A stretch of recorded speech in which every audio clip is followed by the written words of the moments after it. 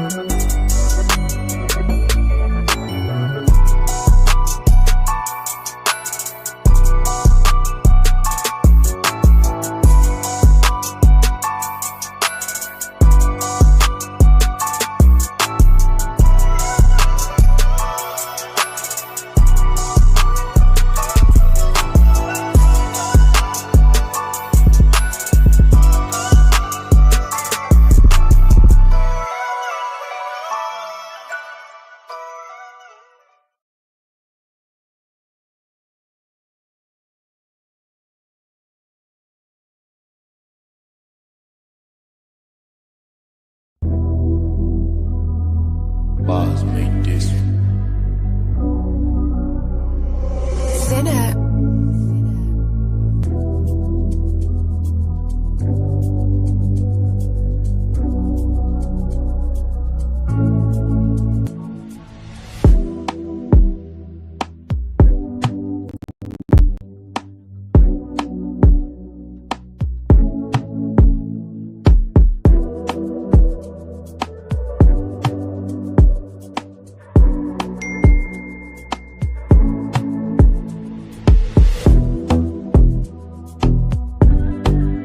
Purchase your tracks today.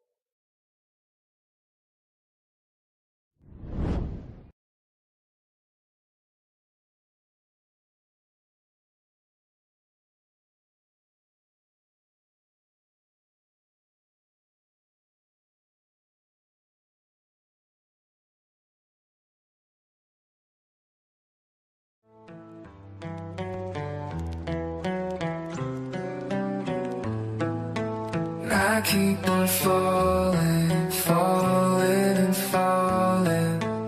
Will I ever reach the bottom? I'm sorry, 'cause I keep on falling, falling and falling. The dealer of pain is what they call me.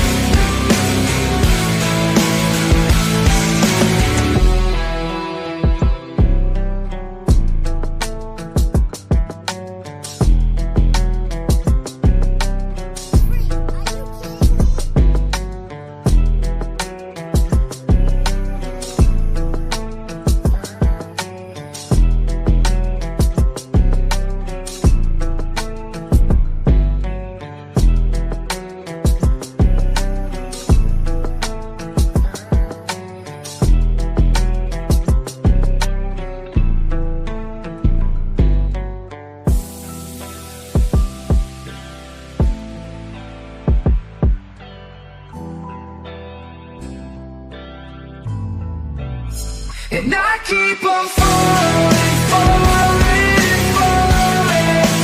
Will I ever reach the bottom? I'm sorry. I keep on falling, falling, falling, falling. The dealer of pain is what they call me.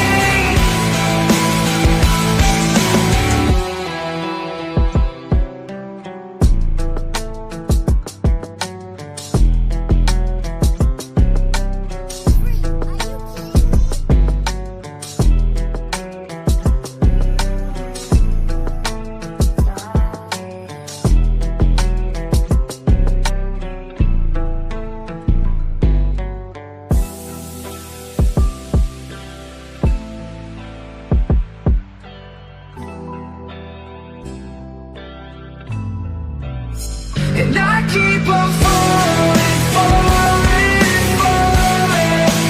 Will I ever reach the bottom? I'm sorry. I keep on falling, falling, falling, falling. The dealer of pain is what they call me.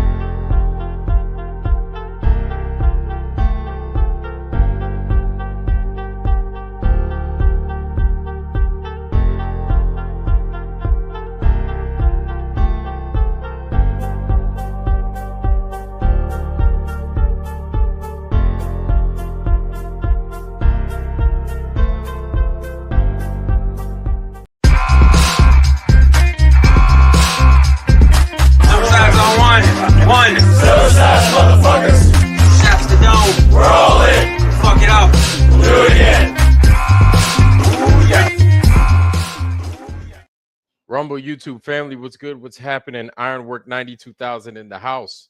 Welcome to True Earth Tuesday. This is one of the easier parts of the week. Welcome, welcome, welcome. Hey, look at that. I think we might have a visitor today, y'all.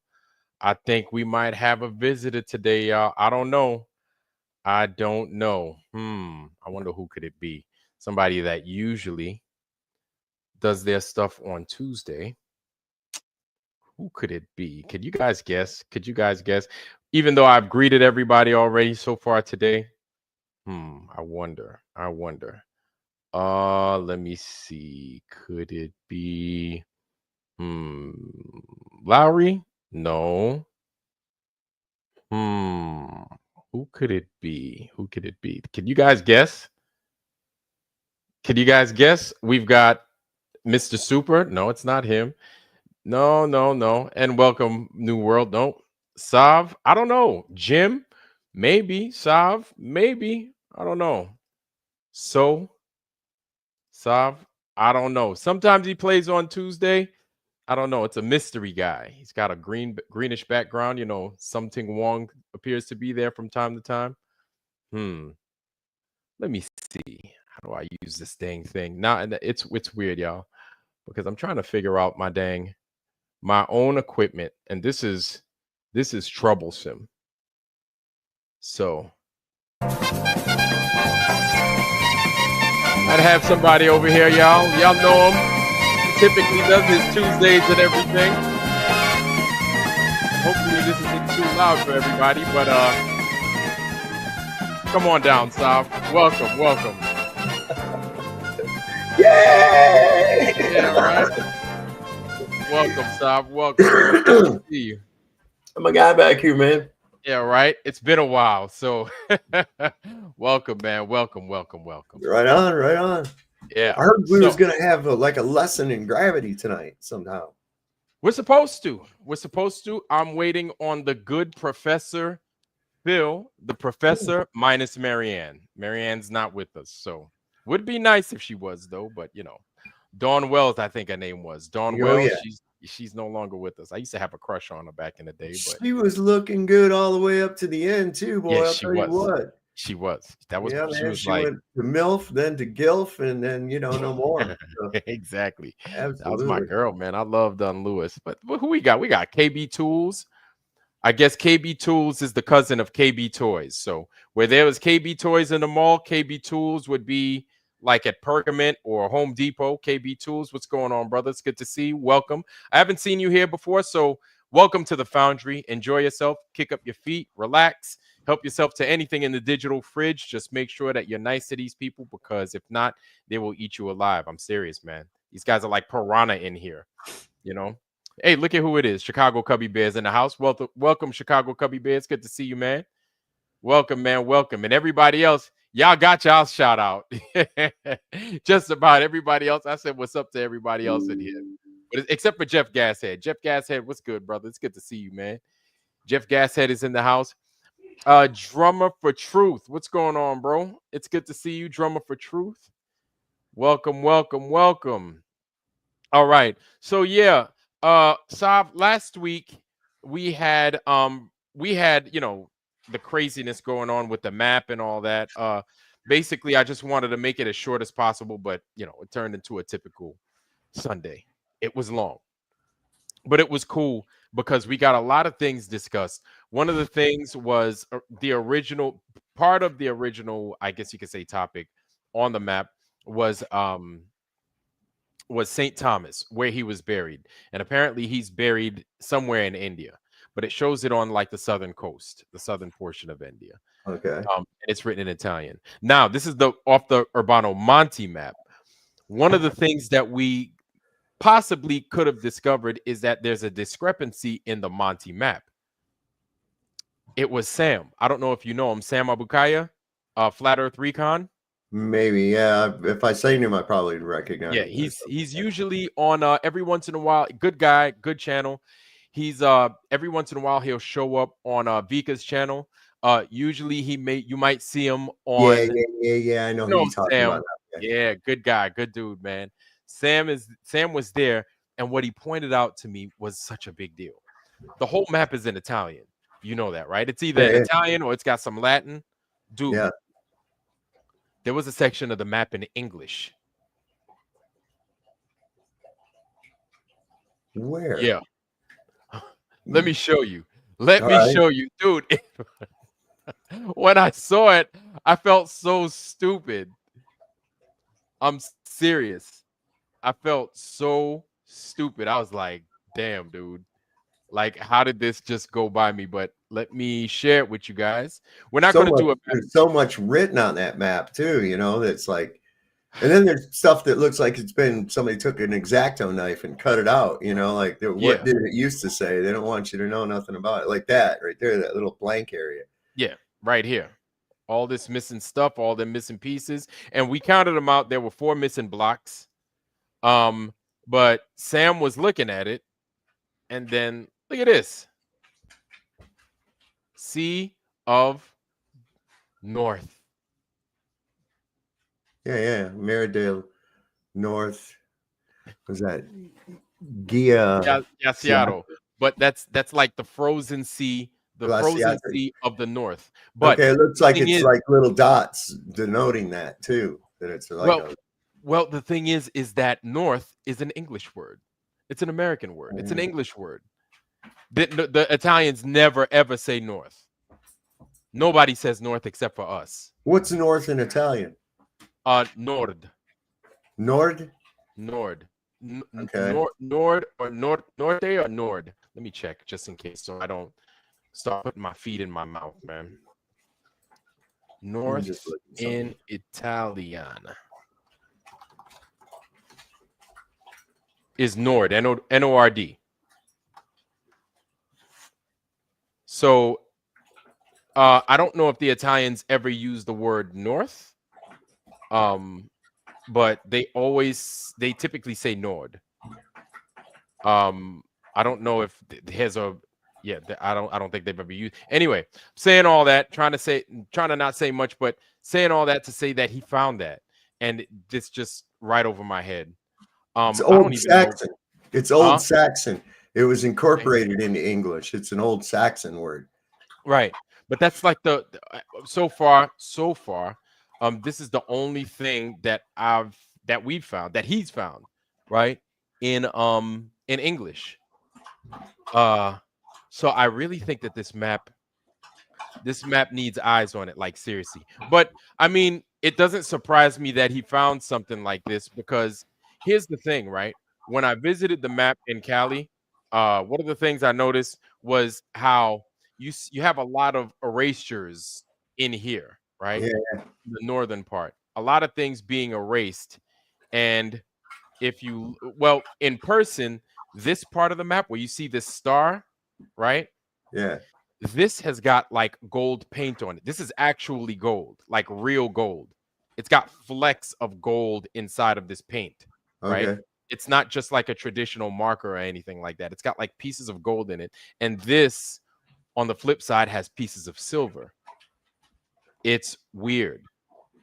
Maybe I'm saying weird because it's unlike anything I've ever seen, but it almost seems as if this portion of the map was added in later on and somewhat raised. Maybe that G at the very center is Yes. kind of wild too. Yeah. This is this is standalone. And if you look at the G compared to everything else, it looks as if there was some other stuff erased and the G is fresh. The G is like, you see how smudged up everything else is, but the G is fresh as hell. Isn't that strange? Huh. And then if you look around here, look at this. This is a whole foot, dude. You see that? Whoa. Well, and that I think the same area on the Mercator map that says that that's the land where there's Pygmies? pygmy men and there are Yes. giants too. Yeah. Yeah, it's that all right jacked there. up. This is all jacked up. This is weird. But if we were to, let me see. Yeah, so this is just strange. This whole thing is strange. Huziarka. I have no idea what Huziarka is. Looks like they're, and you know, the more I look at this, the more I'm finding polo something. Polo something. I don't even know. La Alighiere. Algrole. I don't know. Something that's written in here that they erased. Or they spilt tea or coffee on. Husiarca. Blah blah blah. Polo de blah blah blah Husiarca. That's what it says here, and then it's got this mountain. And when I looked at this, I didn't really look at what was flanking this right here, and I'm thinking this is that magnetic mountain that Mercator referred to, but that's on this side. Anyway, that's right here. This is on Mercator's map. Oh wait, Where wait a is minute. that area that says Husiarca? What is that just north of? I think it's by Greenland. Let me see. Okay, because Hold on. there's only thing when I could put it, I put that word into a search and I get stuff about the Polish winged hussars. The winged Yeah, they were hussars. like a some kind of a fighting force that they had. Okay. 1577, 1514, that's the time. It's like a Polish cavalry. Okay. So it says Terra Verde. So green land, the land of green, Terra Verde. And then this right here. Which is soon going to be Marca. Yeah, it's gonna be it's gonna be right there with the dang Alaska as our 51st state. Jesus. Oh boy. 52nd state alongside Canada. Yeah. So Polo de blah bit. I don't know. Degree. I don't know. I don't know. But it was smudged out. It almost looks as if they removed this deliberately. You understand? Yeah, Polska. That's Polish. Something about Polo. Polish. Polo Polska. de. Yeah. Okay.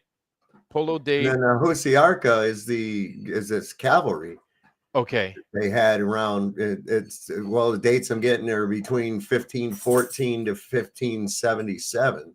Okay. So that would be the right 15. time period. 1577. Okay. Right.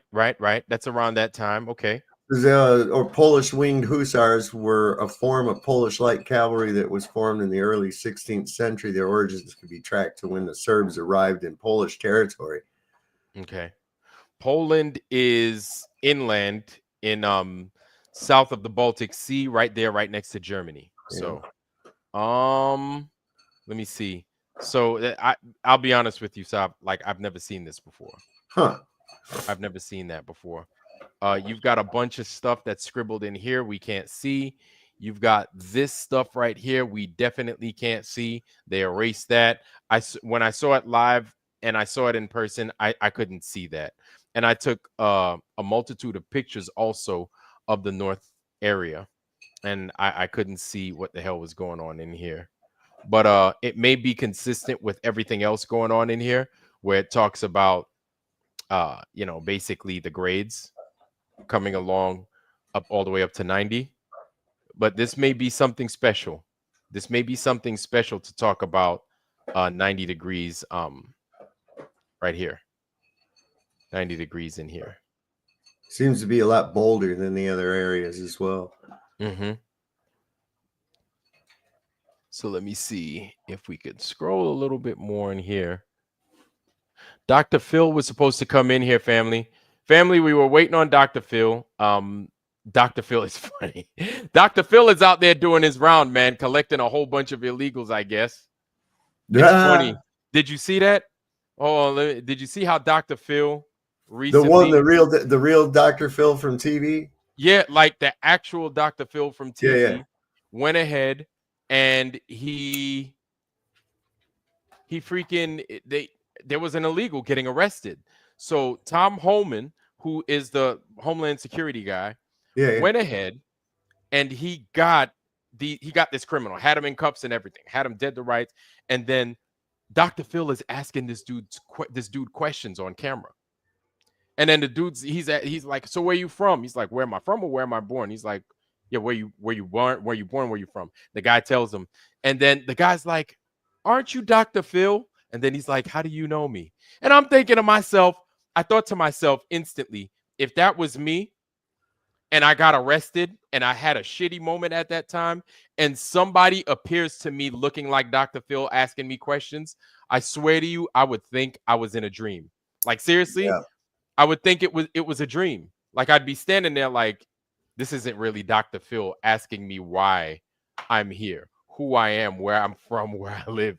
I must be dreaming right now. This must be some nightmare, a sick, twisted nightmare. Sally Jesse Raphael walks up and starts asking you questions. It's like, what the hell? Exactly. Sally Jesse Raphael, you got the red glasses too. What's going on over here? What's up? Yeah. No shit. Man, So they we got- are not fucking around with that shit either. Nah, they're pretty serious about it. And they're taking people, man. I don't know how it's gonna work, but it's Well, he's even it's making really noises about interesting. people that are repeat criminals here that do violent crimes, shipping them to other countries because they can give them a little bit of money for what it costs to have them in prison and shit here, and they just keep doing the same shit over and over. He's going to deport them out too. I Like, have no problem. I ain't gonna lie to you, man. I ain't got no problem with it. I'm not gonna lie to you, man. I don't know how I feel about that, but I'm not one to get in trouble like that. You know what I'm saying? Like right. multiple times. Like I'm not out. It depends. I would say it depends. If it's stuff like you get caught with a bag of herb, then I'm like, come on, man. You shouldn't even be going to jail for that. Right. But if it's right. something like you killed Real somebody crime. or a bunch of people, yeah, An actual crime where there's a victim. yeah, you blew up somebody's house, like you gotta go, bro. Like, come See, on. that's where they got this thing. It's we got so many codes and these infractions and bullshit. It's like real crime is actually if there's a victim. Mhm. Okay. So if I steal from you, if I cause loss, injury, or harm, that's the definition of a victim. So that's an actual crime. So Yeah. these people, even though they entered illegally, legislatively, right? That's one thing. If they're here and they're doing violent crimes against people, well, yeah, no doubt. We don't Yeah. want those fucking people, you know, and That's they're easy. doing in these South American countries and in Central America and shit, what they're doing the same thing as Cuba did back in the 70s. They just opened up all their insane asylums and all their prisoners and sent them here. Damn. You know what I was Yeah. you know what I was thinking? Hold on, before I give you my thoughts. Porter, what's good, family? It's good to see you, brother. Porter's in Hey, the what's up, house. man? All What's right, up? all right. up? Ryan S. What's good, man? How you doing? What's up, Ryan? My question is, why don't we do the same thing? Why don't we empty out all our prisons and chuck them over there in their countries and see how they like it? Thank you. You know what? I think that would be a fair trade. Or I think that would be fair. That would be fair. See how they like it. Hey, be like, hey man, you're gonna take Rikers, you're gonna take freaking Sing Sing, you're gonna take Rahway, you're gonna take everything. You're gonna take all of that. Cook County Jail, everything that we got, we're gonna empty out our dang ice box. You can have it. You know what I'm saying? You know what I was thinking? Now I know I'm wrong for this. I know it's not right, but I thought, you know, if those countries didn't want to take their prisoners back, you know what we could do? And I'm not saying that this is what we should do. I'm just saying this is something that it wouldn't surprise me if they like if they slicked up the deck of the entire cabin compartment and brought the air crew and all the you know, the guys that are basically manning the plane, and then open up the back of the C-130 and then just flush the back out and then drop them in the ocean.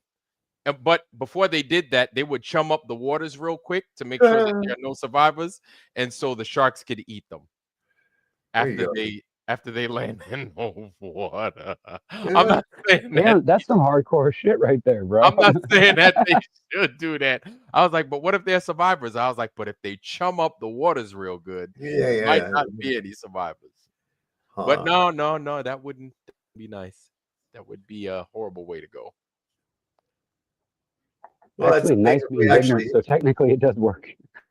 If we actually had an actual justice system based on common law, it would be a completely different situation than what we've got going on now. I mean, you go up and sit at a courthouse one day.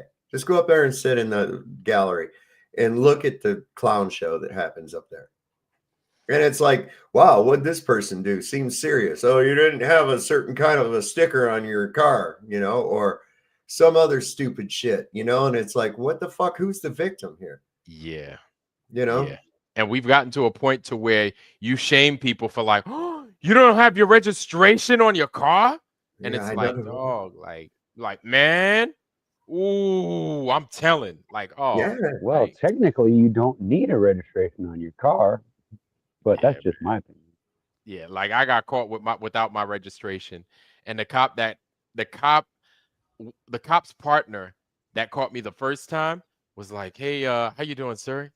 And then he was like, our license and registration. I gave it to him. And he was like, you know why I pulled you over for? I was like, I have no idea. He's like, so what's up with your registration? And then I was like, oh, it's not on there. He's like, could you tell me why? I was like, I'll be honest with you. You guys pulled me over a few weeks ago. I just didn't feel like going in to get it.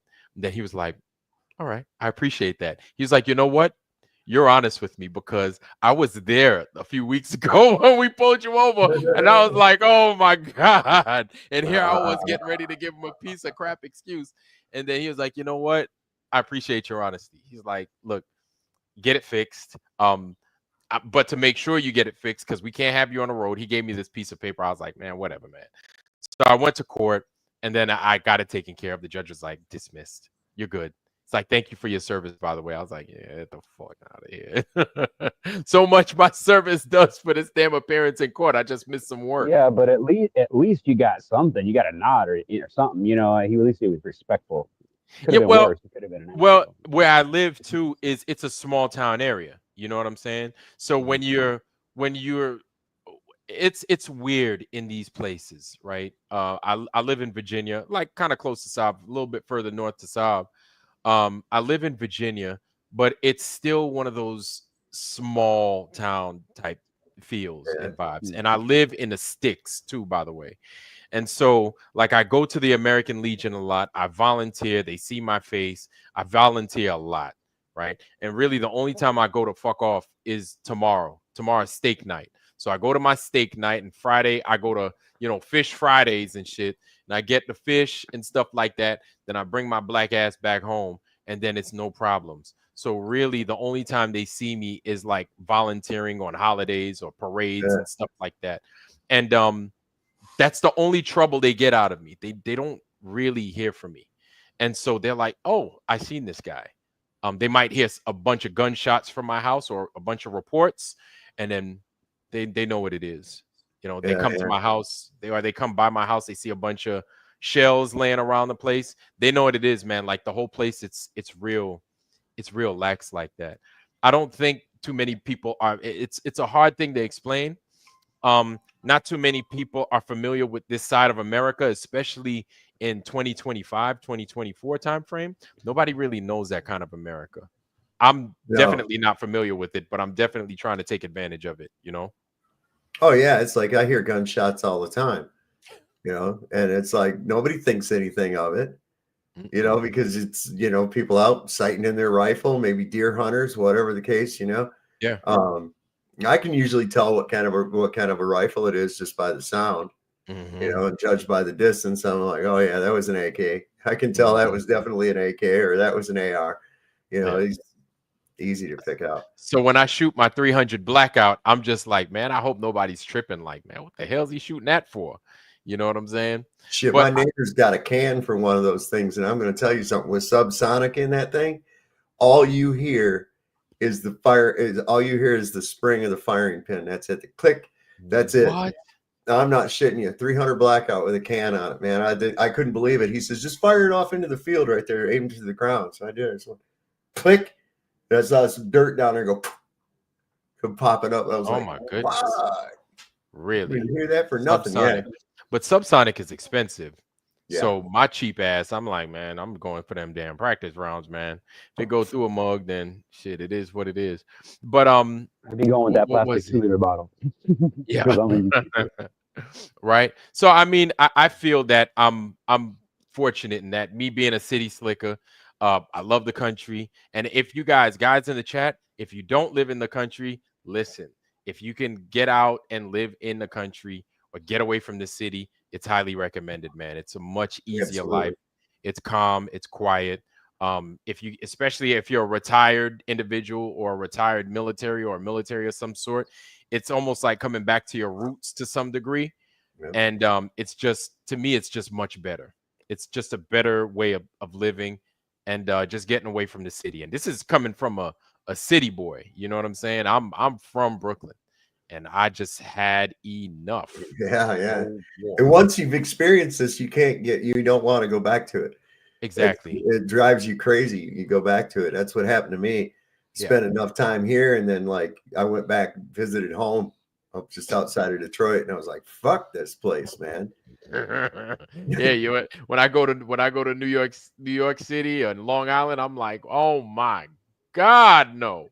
Oh, like you're trying to look for a parking space and somebody takes it, and you're like, or you put your car in a parking space, you come back, you got a ticket on the car, and you're like, oh my goodness, I ain't paying it. So I don't know why they put it on here. It is what it is, whatever, I'm out. So Lowry, yeah, we got a Brooklynite over here. We've got Lowry from Brooklyn. So I visited Lowry. Lowry lives out there. Lowry, I think Lowry, you're closer towards not Fort Greene. I forgot where Lowry you're at.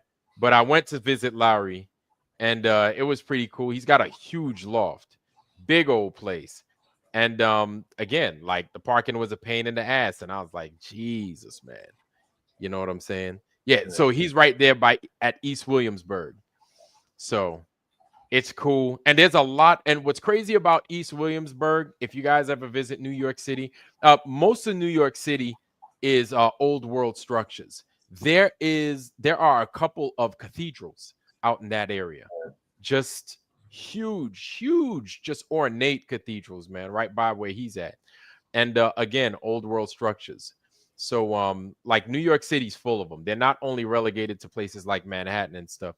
You'll usually find them in Brooklyn too, in the boroughs. More so Brooklyn and like Queens than you would like way out east in Long Island and stuff. You wouldn't find too much out there.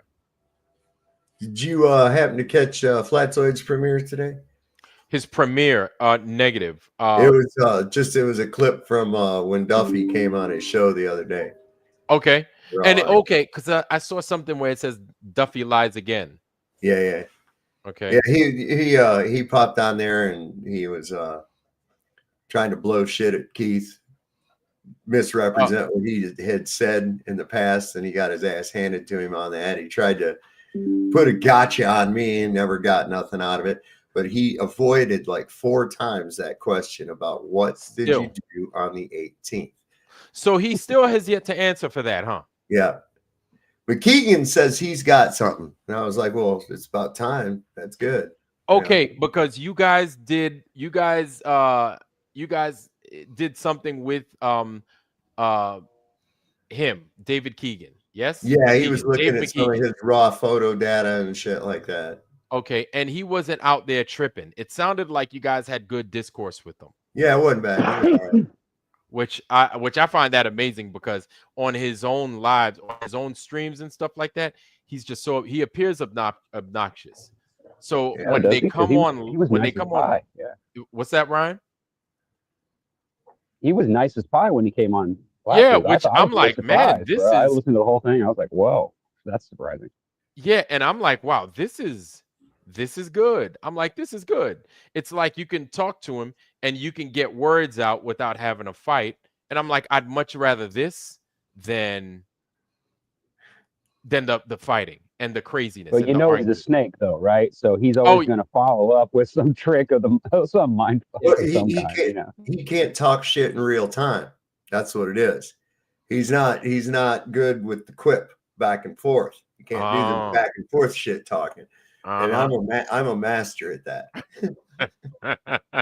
Yeah, he's one of those he's the one that takes notes and then comes back later with all kinds of stuff to try to psych you out with. Yeah. I'm more of the here I was. I'm like him, man. I just say I was here with these flat earthers, and what it was that we discussed didn't appear in any way, shape, or form to defend anything of what they consider the flat earth. And so it's like, oh boy, here he go. He wasn't talking that shit earlier.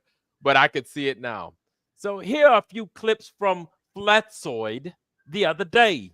And it's like, all right, Yeah. Robin Leach, there you go. Now here, that's the Dave McKeegan I know. That right there's the Dave McKeegan I know. So any There day you now. go. Now, I'll tell you what's funky, man, is this whole fallout from Godfrey's show. Guess what? Professor Dave has been, I don't know if you're familiar with Godfrey the comedian. Uh, Talking about Gilbert? Huh? not Gilbert Godfrey. No. He's dead. Is he? Gilbert Godfrey's dead. No. Yeah. He's like, what do you want to talk to me for? Gilbert Godfrey, him? Yeah. He was the Yeah, he's- Aflac duck too. Did you know that? He was the Aflac duck. He was the damn bird from damn Aladdin. He was all that Yeah. shit. Yeah. What is it? Yeah. Him, he's dead, man. He died like 5 years ago. Bird flu? Well, I don't know. Yeah, something. Hit bird flu. Gilbert Damn, Godfrey's dead. But Godfrey the comedian, he's let me hold on. Let me I'm gonna show a little bit of Godfrey. Hold on. This is Godfrey. You might have seen him. I'm sure he's familiar to many of you guys. Hold on. I probably know who he is. I'll have to see who he is first. I just wanted to say I appreciate Saab identifying Duffy and what his character was in that little opening. I think he said something like a little demon or something. Yeah. Demon. Yeah. That was classic. And it was like a little deceitful demon. I can deceitful see. demon. Yeah. That was like classic. And Dave knows it's how to tell people. no off. refuting it. I mean, even how it landed, Saab, it seemed like it settled like it was supposed to. I know he couldn't deny it, you know, That's because good. he knows I can see through him. I can see what he Yeah. really is. Mm-hmm. So here is Godfrey, and this is him. You might be familiar with him, but this is him. Cubans voting for Trump is not aging well. I don't know if you've seen that one where they all have the Make America Great Again and they're all going, hey, Donald Trump, hey, Presidente, Donald Trump, para mi corazón, Donald Trump, número uno, Presidente, Donald Trump, mi amor, Donald Trump, hey, Donald Trump. Presidente de Estados Unidos es mi favorito presidente para Donald Trump. Hey, huepa, Dios mío, María. They dance together. Now, I think they've been rounding them up, sending some of them back. I'm like, damn, Donald's like, hey, Donald Trump, Presidente, muy bueno, muy bueno. Muy bueno. Sorry, people. Hasta luego. Días. Adios, amigos. See you later. Muy malo. Presidente número uno. Presidente Blanco. No me gusta Cubanos. Man. Yo, they are fucking crying now. They're like, ¿por qué? ¿Por qué? Donald Trump, you promised. We vote for you. But wait a minute. Take it easy, okay? Take it easy, President. Take it easy, por favor. Take it easy. You say you promised that we can stay here and we don't have to leave and go back to Cuba. You say but you promised that we vote for you. I know what you voted for. I know that's what I did. It's called politics. It is what it is. Adios, amigos. Muy malo. Peligroso. Damn, this is not the whole Cuban community, but man. Y'all motherfuckers, boy, you want to be white so bad. Some of you want to be white so badly. You want to do anything you can do to stay away from the African-American community. This is the time where you should use your black card. Yeah, you should be like, oh, wait a minute. Mr. Trump, I'm black. I forgot. I'm black. No, negro, see. But yeah, I picky cotton. Yeah, I was a slave. Yes, hey, I am black. Listen, hey, what's up, man? Fuck that shit. I'm black. You should have used your black card. Oh my God. I'm sorry, man. That Godfrey man, he be cracking me up. Now, okay, on a real tip, this is the Godfrey that people are familiar with, but as of late, let's see, Godfrey, Professor Dave. Wow. You see him, right? Now, this is Godfrey just has Professor Dave on now. Now he Ah. just has this dude on like it ain't shit. And Godfrey's got a pretty big following. You understand? He's starting to see what's going on here. Out, man. So okay, no, not Yeah, that. seen this. That right there. So as of late, there's been a lot of fallout, but Professor Dave is now starting to become basically a staple on this guy's channel. He's starting to become a staple on a comedian that's already big. Yeah, exactly. So it's like, this is why when I made my show the other day, basically speaking on the state of affairs between a certain peoples and flat earth and everything else like that, I was like, hey, it's a big deal. It's a big deal because now this is the thing, man. When you get comedians to tag team something that you feel is serious, comedians are like, they're the pulse of the truth, even when it's a lie. When you have a comedian on your side to profess something, people are going to look to take that as some sort of gospel, I feel. You know what I'm saying? Even if it's absolute bullshit.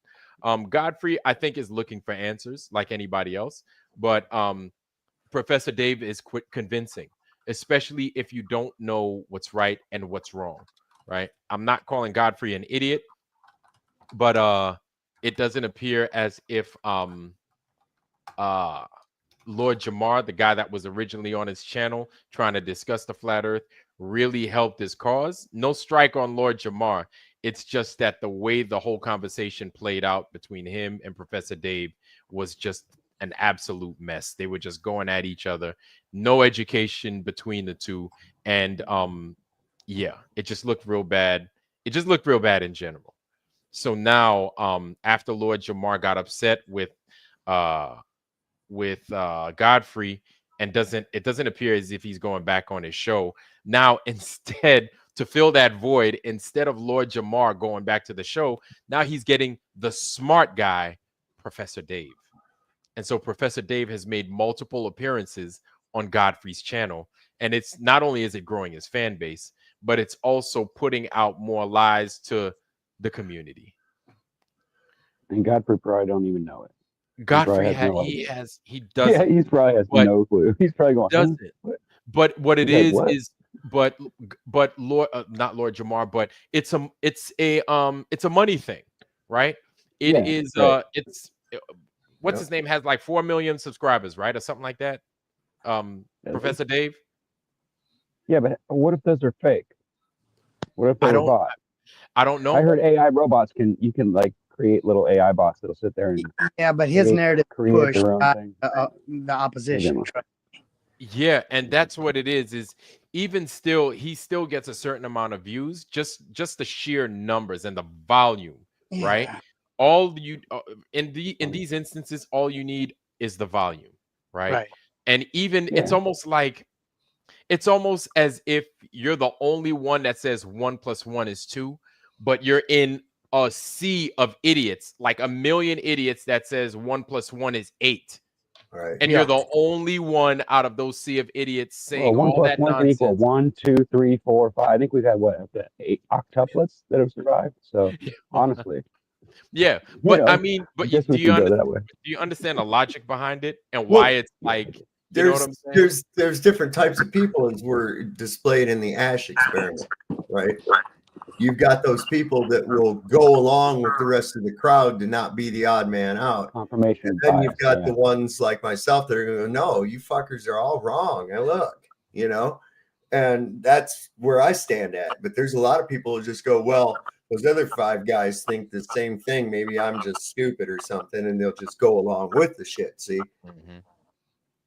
But it's a test and a trap. Remember that, though.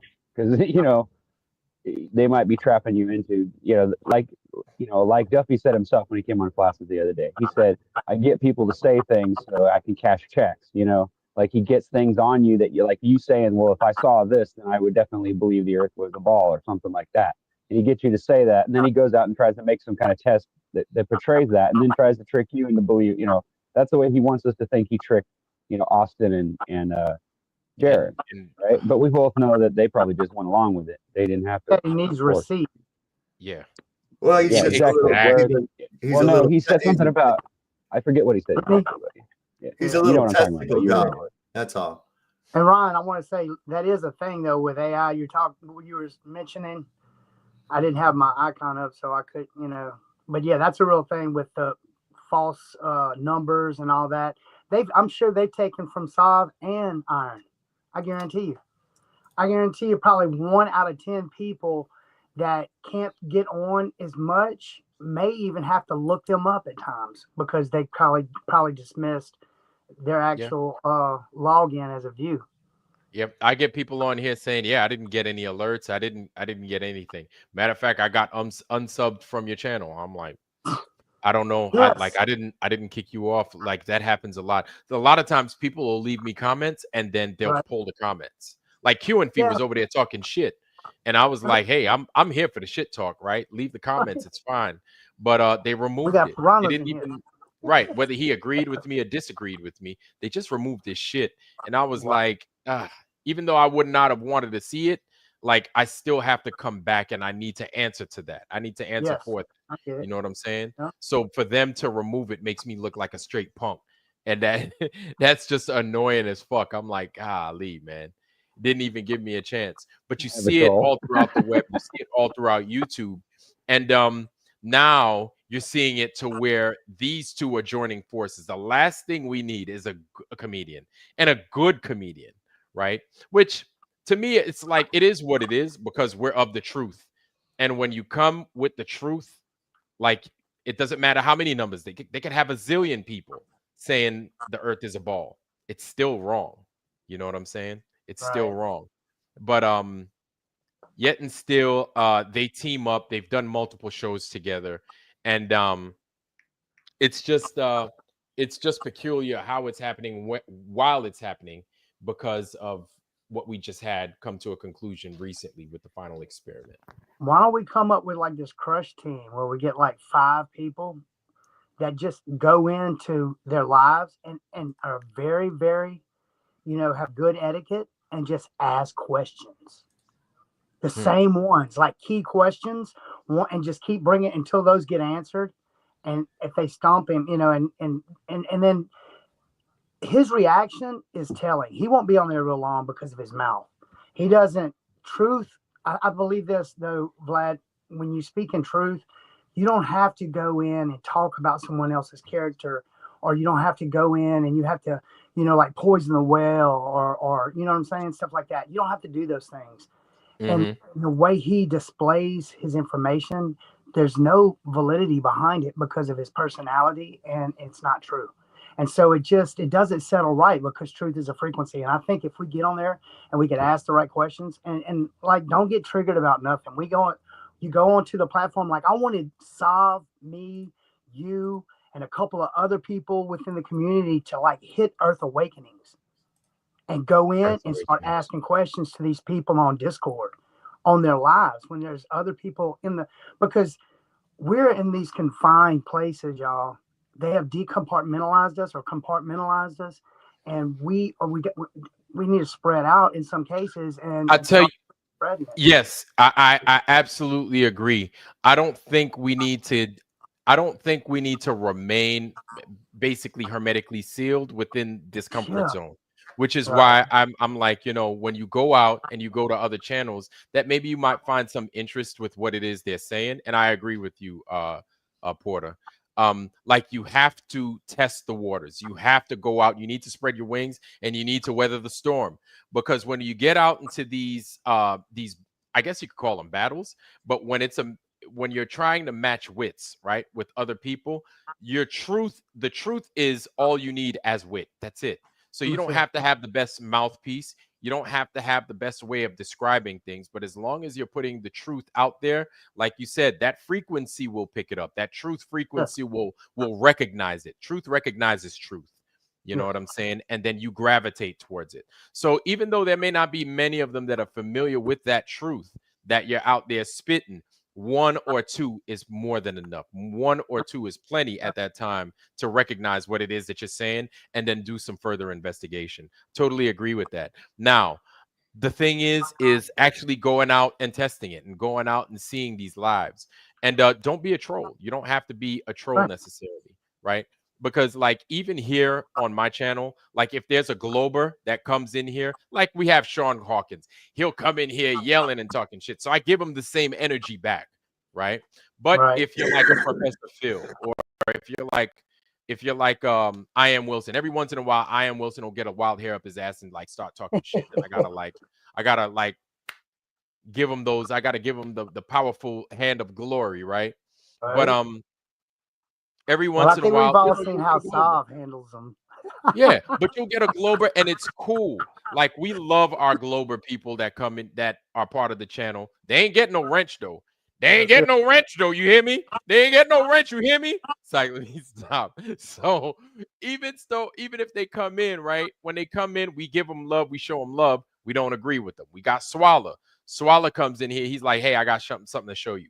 So we give them a platform to speak on, and we give them time to talk. And we, even though we already know, we're like, okay, well, let's see what you got. What's your magic trick? What kind of magic trick you got up your sleeve that's going to convince me that this place is a globe? It don't work, but you still want to give them the opportunity, right? These guys out there may or may not be that nice, right?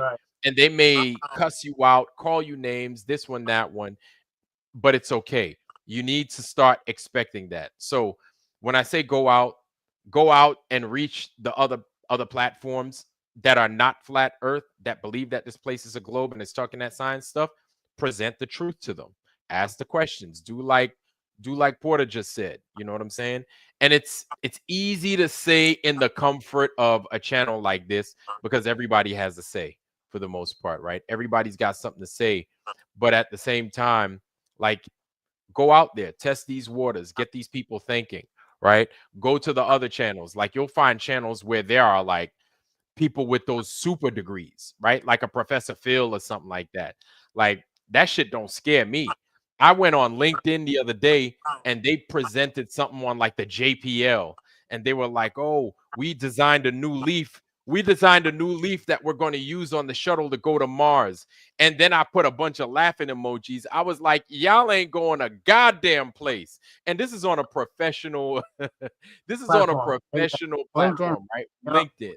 So I'm like, y'all ain't going nowhere. I was like, so y'all going to go to Mars and then y'all going to say what's up to those people in the ISS? I said, GTFO. Y'all ain't going nowhere. Please stop lying. Stop with the cap. Start taking this money and putting it back into America. Stop doing this BS. That's right. And so people, you know, I didn't really get much praise for that. And you had a bunch of, you know, Indian doctors saying, oh, and I was like, man, whatever, man.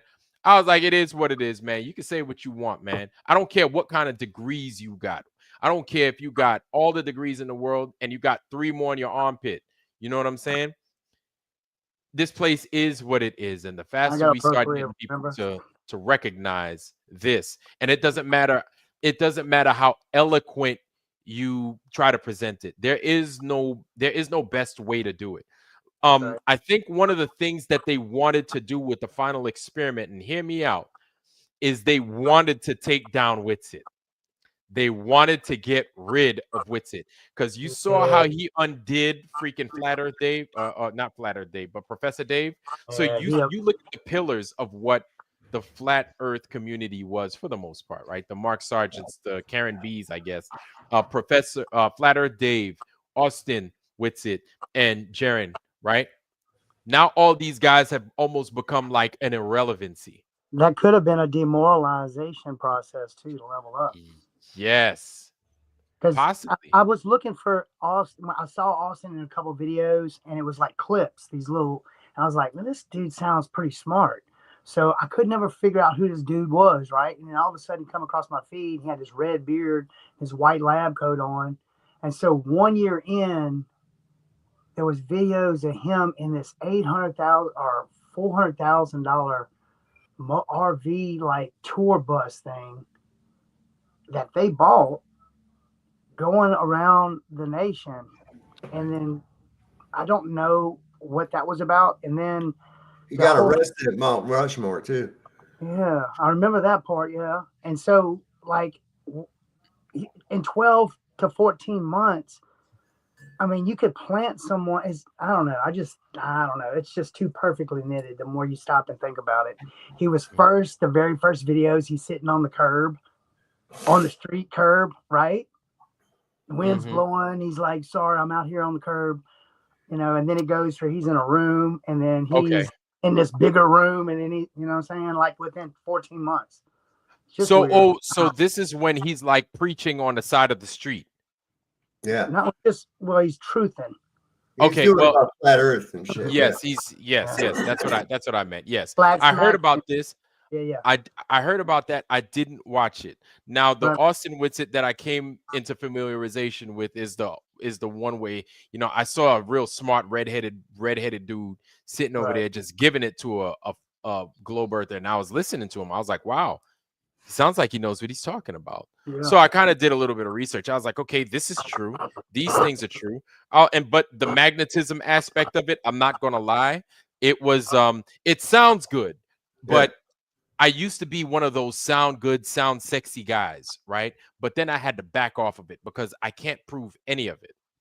You understand what I'm saying? It's not as readily, or better yet, let me put it like this: the presentation of information like that is not as readily available to the layperson. Like, hey, we can see this far. Here's what I could show you, right? Because when you start describing or explaining magnetism, right, and you start talking about it, as soon as you start fucking up, there goes the rest of your argument, right? That's right. Because it also shows that even if you think you have a hard and solid grasp on it, maybe you don't, to the degree to where you need to start showing somebody what it is or demonstrating what it is that it is you're trying to explain. So I avoid the whole magnetism thing. It sounds good, still sounds good, but I avoid it because I can't give it to you in person. I can't explain it in lay words, right? Austin has a way with big words, and that's good. And he doesn't trip over his words like I do. So I'm like, that's his lane. But the problem with that is at some point you're going to have to show your work, kind of like a math problem. Good answer, show your work. You know what I'm saying? Back in the day. And so nothing against him in that regard. Now, the whole final experiment, they know that with all these I guess you could say all those freaking the debates, yes. So the debates, we would fucking watch Austin in awe because we knew he was going to kill whoever he faced, right? He did it against a physics professor. He did it against freaking Dave. And those were like the two big towers and pillars of their community, right? And when he disarmed those guys the way he did, it looked phenomenal. Even when you listen to Austin and you don't know what the fuck he's saying, it's great because they're like on their heels and stuff. But the problem with that is college dropout as well. Say what? He's a college dropout as well. He partied through the first year. So that's something. Right. So even as a college dropout, and he's doing all that, saying all that, and making it look easy, making it look good. Now the problem or the concern I have with that is I don't know who else in the flat earth community can speak as well as he can, as fast as he can, and disarm the opposition as well as he can. To where when I saw that, I had to pause, take a step back, and realize and truly understand that if something were to happen to him, it shouldn't fucking matter. Right? Doesn't matter what happens to him. If something like now, TFE happened to him, right? It shouldn't matter strictly because the truth should be it, right? But now Austin takes it to a level to where there's a lot of stuff, like he says, it sounds familiar and it sounds good, and that's it. That's it, ABC. exactly, the truth must be verified and able to be demonstrated. So you got to demonstrate it. Right. So with all these things that you say, you got to back it up somehow. So with every dollar, there should be a piece of gold. Yep. So basically, with your words, for everything you say, you should be able to, all right, well, show what it is that you're trying to talk about, right? Show what it is and explain what it is you're saying. Well, So look, if I saw this as the bullshit that it was right from the beginning, what's as soon which as you one? found out that Duffy and Toon was in cahoots together, right there, red flags went flying up all over Yeah. the place. Now, you want to go to Antarctica? Do a GoFundMe and do your own trip. Don't fall into the trap of these jackwagons. Or just, I said that right off the bat. I wouldn't take a free fucking movie ticket from that son of a bitch. He's that untrustworthy. Okay? So, free is not always free, if you know what I mean. And I'm real suspect of somebody giving away free shit. I'm like, well, okay, what's wrong with it? Why is it so important to you that I have this? What's in it for you? And I saw this guy for the half-rate timeshare salesman that he is, Come on. deceitful. And the more you get into it and you find out that he's got all kinds of financial corruption going on. He's supposedly a pastor teaching all kinds of bass-backwards shit to his congregation, if he even has a congregation. I mean, I wouldn't have gone for shit, not at all. And I guarantee you, had those two clowns not gone, which they were already set up to go, they would be dissecting this shit the same as everybody else. Oh yeah. They'd be right in the front trenches of this bullshit, and you know it. They Yep. deny it, but you know it. And if you don't believe it, watch their breakdowns of the SpaceX videos and of the NASA videos and everything else. They're pointing out every little bit of fakery, how it was done, blah, blah, blah, blah, blah. And here they're going to turn around and get all, what the fuck, man? Yeah. Here's where they First even off, you're spoke pissed down, off so you because can of what see. we're diagnosing other people's shit. You didn't even put anything out yet. And you two are the most vocally upset about us not believing those fucking people. Get out of here, man. Yep. Oh, Duffy's an I think if it upstanding wasn't citizen. Yeah, if it Get out wasn't of here. fakery, If you don't have discernment enough to realize that guy, you deserve every lemon you ever buy. Yeah. I guarantee you. If you can't smell a rat, then baby, you deserve to be the cheese. we would have seen tests from the dump though. I think like Sav even mentioned that, and you even Vlad was thinking and saying that as soon as they got there, it'd have been like, Katie, bar the door. This is what's going on. This is what's going on. Y'all check this out. He's fixing to set this up. Somebody out there cooking chicken right now. How they got chicken cooking? Yeah, They you would be talk all about over everything. just showing you everything.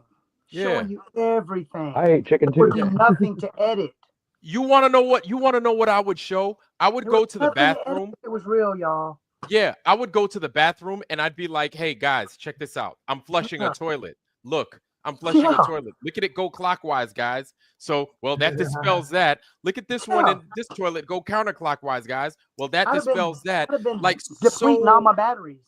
Yeah, exactly. I would have been like, man, I ran out of fucking film doing bullshit, And right? happy doing it because it's Exactly. truth. Yeah, like I'd have Happy doing too much. I would have like too much shit, and of course, it's me playing armchair quarterback. Now, like I honestly, I'm not even going to sit here and lie to you. Like there are a lot of people that have done a lot more research onto the final experiment than I did, and tonight's topic isn't even on that. But Professor Phil is not here. He was supposed to be here to teach us about gravity because I'm a dummy and I need to learn. I'm slow, but that final experiment has gotten people to a place to where there's some people that are like invested in breaking it down further, and then there are some people that's like it stinks so much, like I don't even want to touch it no more. Like It's so weird how everything is connected, those Vlad. You know how it leads back to it some kind of way, some kind of dang way. It pops, Isn't it weird? Yep. And you want to know something? I think because them giving that name, the final experiment, they really wanted this thing to make it into the science books. Well, according to Duffy, it wasn't the final experiment because even though he rejected 4 times that he was that proving measurable convexity would be a way to prove the globe. Then all of a sudden, after 4 times mentioning it, then he turns around and goes, "Oh yeah, I did that, but only in 2 places." And I'm like, "Why did you even say it?" He says he can prove gas pressure without containment too. So he has made these claims. Says he can show measurable convexity to the Earth, and he can prove Earth's rotation. Yeah, He can't do those things. I Duffy, heard you say man. that. Duffy, I'm sure he's a good dad. He's a good No, he's brother, a not. good father. And now, Duffy, man, you messing with things, man, that, all right, I don't know. For all the things that people make claims about, we're not perfect. We are not perfect human beings. We're far from perfect. Nobody could make seeds. Nobody could make soils. Nobody can make rocks, just create rocks out of nothing. Right. And so we don't have these special powers. And there's so much about this world that we don't understand. We're still trying to figure out. And with these guys pushing a lie further, kicking the can down the road, man, they just bought themselves a little bit, just not even much time. I think even with this time that they brought a lot more people onto the stage to inquire as to what the hell is going on. Like, people are just going to ask questions. What the hell are you talking about? You went to Antarctica for what? Right? So that's going to be like a lot of people's first question. Yeah. Then their first thought is going to be, of course it's round. What kind of dummy would think otherwise? And then the rest follows, right? And then they might get to see both sides of the argument. At least we would hope that they get to see both sides of the argument. So this flat earth stuff isn't going anywhere. So if they thought that they got rid of it, not by a long shot, guys. You guys missed the target. You guys ruined it for yourselves, I'd say. And you just opened up the panel for more inquiry. That's all. Now, there's something I want to show you guys. I missed it a couple of days ago. This is from Taboo Conspiracy. Okay. And he got, where's that thing at? There it is. So he got Nkechi and Curtis Vaughn, the creators of Who Said the Earth is Flat. These guys are amazing. This is them live, real time. Check them out, y'all. Curtis Vaughn. And my name is Nkechi Vaughn. And we are Bible believers, parents, homeschoolers, and new authors. We love the fact that Taboo Conspiracy consistently exposes thought-provoking truth, oftentimes in a hilarious yet humble tone. We love that about him. Yeah. So we would actually love to take this time to share with you, Taboo Conspiracy's followers, our new biblically based children's book titled Who Said the Earth is Flat, aka with Steve. Yeah, we're not sure this is an important priority to you, but we are looking to reach the next generation with our book so that they can discover truth early in life and thrive in adulthood. Here's about a young boy named JJ whose dad doesn't understand where we live according to the Bible and real science in the most uncomplicated and fascinating of ways. That's right. Plus, it also teaches how to be courageous, right? Absolutely. Yeah. It emphasizes the importance of having the courage to find truth and walk in biblical freedom. That's right. So just imagine if one day, not too long from today, there were more globe deception-free kids who knew exactly where they lived, knew how to discern the difference between this story, which is what we've all been taught for a long time, not forever, but just for a long time, versus this story, which is completely accurate and it lines up with biblical truth from Genesis to Revelation. What would be the implications and the consequences of a human being knowing exactly where they lived and how to discern between the truth versus deception and lies?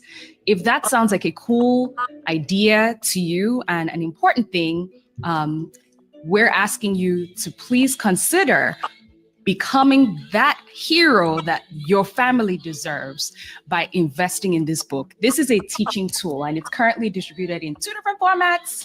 For those who, love the experience of reading a physical book, We have it available in a physical book, but we also have a completely new way of reading books. We've created an interactive ebook format for this book as well. It has audio, visuals, and it's very, very, very visually stimulating. And we would love for you guys to check it out right now using the link in the description below. Or by just going to wsteif.com. That's WSTEIF.com. So if you're open-minded to championing the truth with us and raising up biblically sound kids who know exactly where they live, take the next step and visit the site. Yeah. So what happens next, guys, in this crazy, crazy world where up is down, down is up, wrong is right, and things are constantly being twisted, and there's a lot of deception, even within this community, especially within this community. We're just here to say, take a beat, take a pause. The good news is you're here and you're open-minded to listening to truth that this channel is sharing. And we want to just applaud and just commend you for doing that. It takes a lot of humility to be changed and to be transformed by truth. So thank you. Absolutely. Thank you so much for taking time to watch this video. Yes, and we look forward to hearing from you guys. We're building a community around the world just based on the teaching tool that this book is. So we're looking forward to speaking with you very soon, and be blessed and stay fearless. Bye.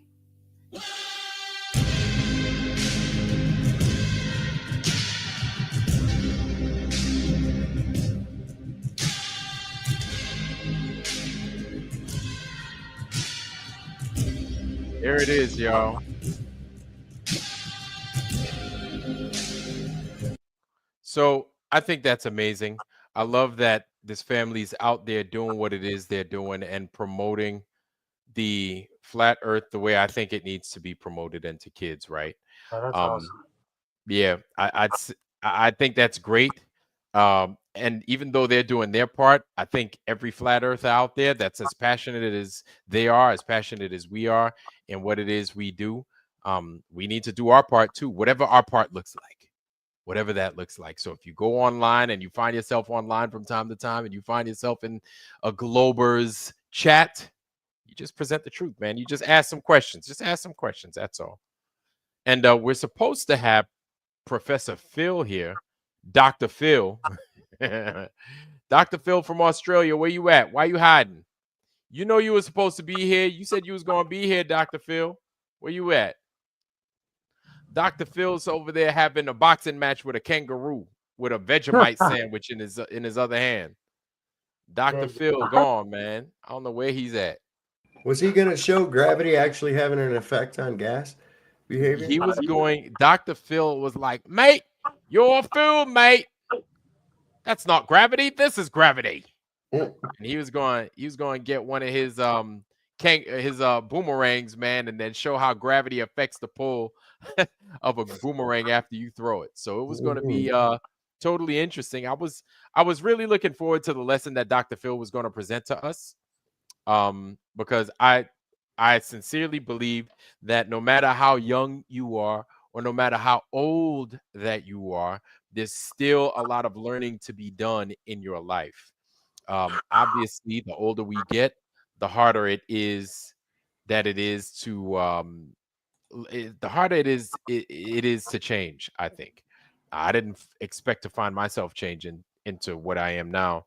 Saab, I don't know when Saab, I have no idea what your story was. What was your story becoming a flat earther? How did that happen? When did that happen? Well, I'd been pretty much already onto the take that we hadn't been to the moon. But I didn't mean that I just figured we hadn't been there yet. Or if we have, we didn't get the same footage. We didn't get the actual footage. And then a guy came to visit late 2015. And guy I'd known for a long time, hadn't seen him in some time, and he hit me up with that. And I was like, yeah, I've seen some of that shit on Facebook and stuff. I didn't pay any attention to it because I figured it was kind of like the pet rock or something, you know. And no, he looked at me real serious and he said, no, for real, it is. And I thought, oh my God, you've lost your fucking mind, right? And he hit me with some arguments that I really couldn't reconcile. And I was like, well, I don't know. I'll get back to you on it. And I made an earnest effort. I was I'm going to put this to bed once and for all. and found out how much of it was actual belief when I started bringing it, going right down to the beef, right down to the marrow of the bone. I was like, wait a second, this thing's physically and fucking possible from the get-go. This is stupid. What the hell have they got us believing? And I started looking into it more and more, and then finally I was like, no, there's no other choice. It can't be a globe. There's no way. I was even ready to entertain the idea that it was a bigger globe than what we've been told. And I was like, no, fuck, that's just dumb. That's just dumb on a bigger scale, He was like, it's a damn Lowe's out this motherfucker. That's what it is. Yeah, But right. we got a radius. We got a radius value. We got to stand on. Somewhere out there, it's a Home Depot. I know it. I did the Go same ahead, thing. Sal. I did the same thing. Dang, that's awesome, dude. Love that story, dude. That's awesome. So then, how did you feel when you came into the realization that it wasn't a globe? I was pissed. I was like, look at this fucking shit. They've got everybody brainwashed, man. This is unreal. I was angry as shit. That's right, man. It's, you got to change everything. You're like, wait a minute here. Because once you shit can't end, I was already knew that the government and the powers that be lie to you all the time. Just then you get a more concise view of how much of it is bullshit that they give you, and you find out every bit of it.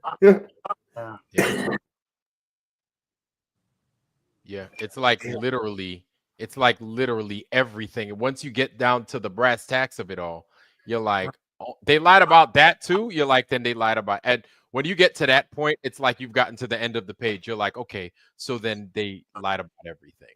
Yeah. And then you start questioning your history, all those little things they couldn't answer about your history. And you start questioning everything. And then you find little chinks in the armor here and there and everywhere else. And you go, wait a second, man, they don't fucking know. They say they know because that gives them power. Right. If I know something that you don't, that gives me power. Mm-hmm. And then even if it's not true. Huh. Yeah. And then if they're steering you in the totally opposite direction of where you're supposed to be going, that's even more so. Yep.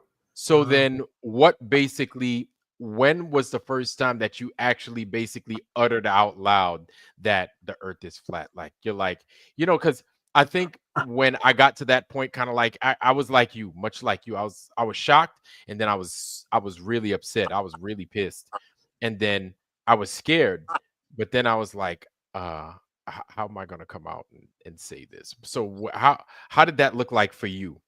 What did it look like for you when you came out?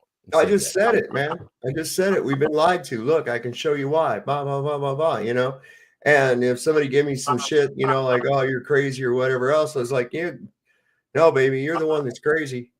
I've always been kind of that guy that I'm not afraid to be the odd man out. I don't care. Your opinion doesn't have any bearing on my existence. That's basically the way I look at the world. And that's why I don't give a shit what somebody says. I can take it all day long. Don't bother me none whatsoever. And I get people all the time that, they come in my chat and they said, well, you said this, that, and the other. And I'm like, yeah. And if you watch a further on show, you'll find out that I retracted that. It's like this Duffy. Oh, yeah, but you said this once. And I said, yes, I did. And I retracted it, didn't I? Well, I don't know. I don't watch all your videos. And I'm like, well, then you better start watching them before you start running your fucking mouth, you little demon. Little testicle goblin. You little demon. Yep. So then you're married. So how did it feel explaining this to your wife? What did it look like? What did it sound like the responses and everything else like that from her? Well, sometimes the ladies can be they can be like, oh, bless your heart. Are you hungry? You want more food? It's like, yeah. Well, as I was looking into it, of course, I would say shit to her. I'd be like, well, think about this, that, and the other. And she's like in the back of her head going, oh, please don't be a flat earther. Oh, please don't. Because of the fucking stigma that goes along with it. But the more she listened to what I had to say, she was like, you're right. Stop. I'm sorry to cut you off. Somebody's got a noise, sounds like somebody's got a noise in the background. That might be you, Porter. It might be something with your audio. Right. Saab, go ahead, man. I'm sorry. So yeah, she was like, "Oh, please don't be a flat earther." Oh my God, like that. And not outwardly saying it to me. She'd once in a while go, "Are you serious?" I go, "Yeah, well, look at this. Let's think about this." And she's like, the more she heard, the more she was like, "Yeah, it's flat." So she's right there with it. She doesn't go out there and preach about it or anything else like that. Like I do. I flat smack people all the time. She's just like, well, if somebody will come up with something and shit, they'll say, yeah, they got all these satellites up in space, and she just fucking rolls her eyes and shakes her head. She don't even bother saying nothing. She ain't gonna get into an argument with them. She ain't She gonna leaves bother. that for you. Yeah. Yeah. I'm like, what satellites? I saw a satellite. It's the other day. It's right in town. You can see it yourself. Where? It's up on top of that pole down there by the sheriff's deputy. Go down there and look. There's a big old satellite up on there. Well, what, the cell phone tower? Yeah, the cell phone tower. Mm-hmm. So then, damn, do you think it's made some positive? I would say that it has, but then I don't live in your shoes. So do you think that you've made some positive changes in your life because of the realization of what this place isn't? Oh yeah. Yeah, absolutely. Absolutely. If there was ever any doubt in your mind before, it brings you to the realization that God is real. That's the most prevalent example of his existence, is this very creation and ourselves that we live in. As far as finding God, people are always looking outward for God. You'll find evidence. You're not going to find God. You're only going to find God if you look within.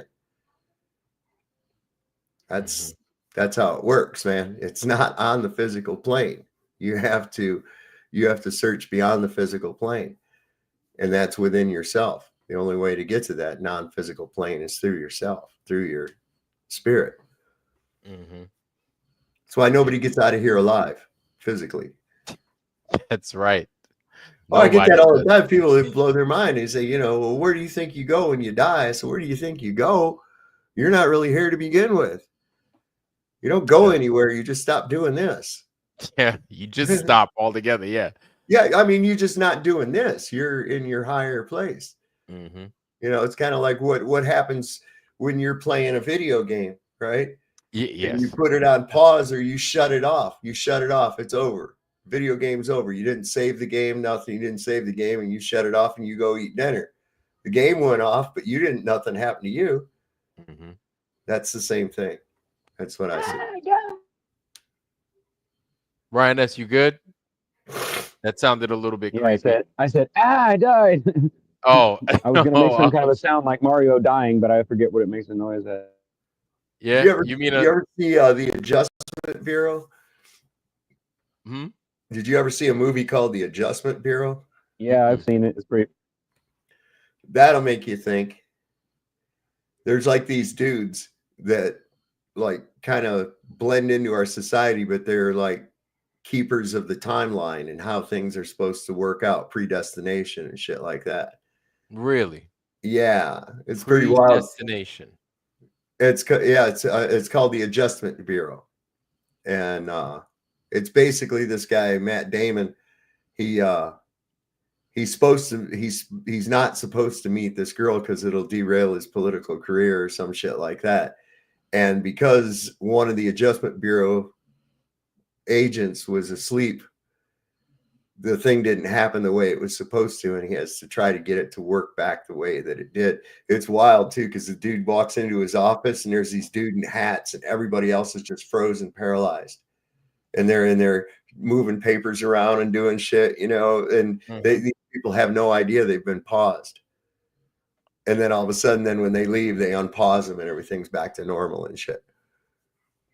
It's a pretty good movie, man. The Adjustment. Yeah, I'm gonna check that out. The Adjustment Bureau. And when got that guy that played who was the black dude with the archery and flew around in the superhero movie? Oh no, with the bird. He was the bird man. Yeah. He was that's I forgot his name. Mackie.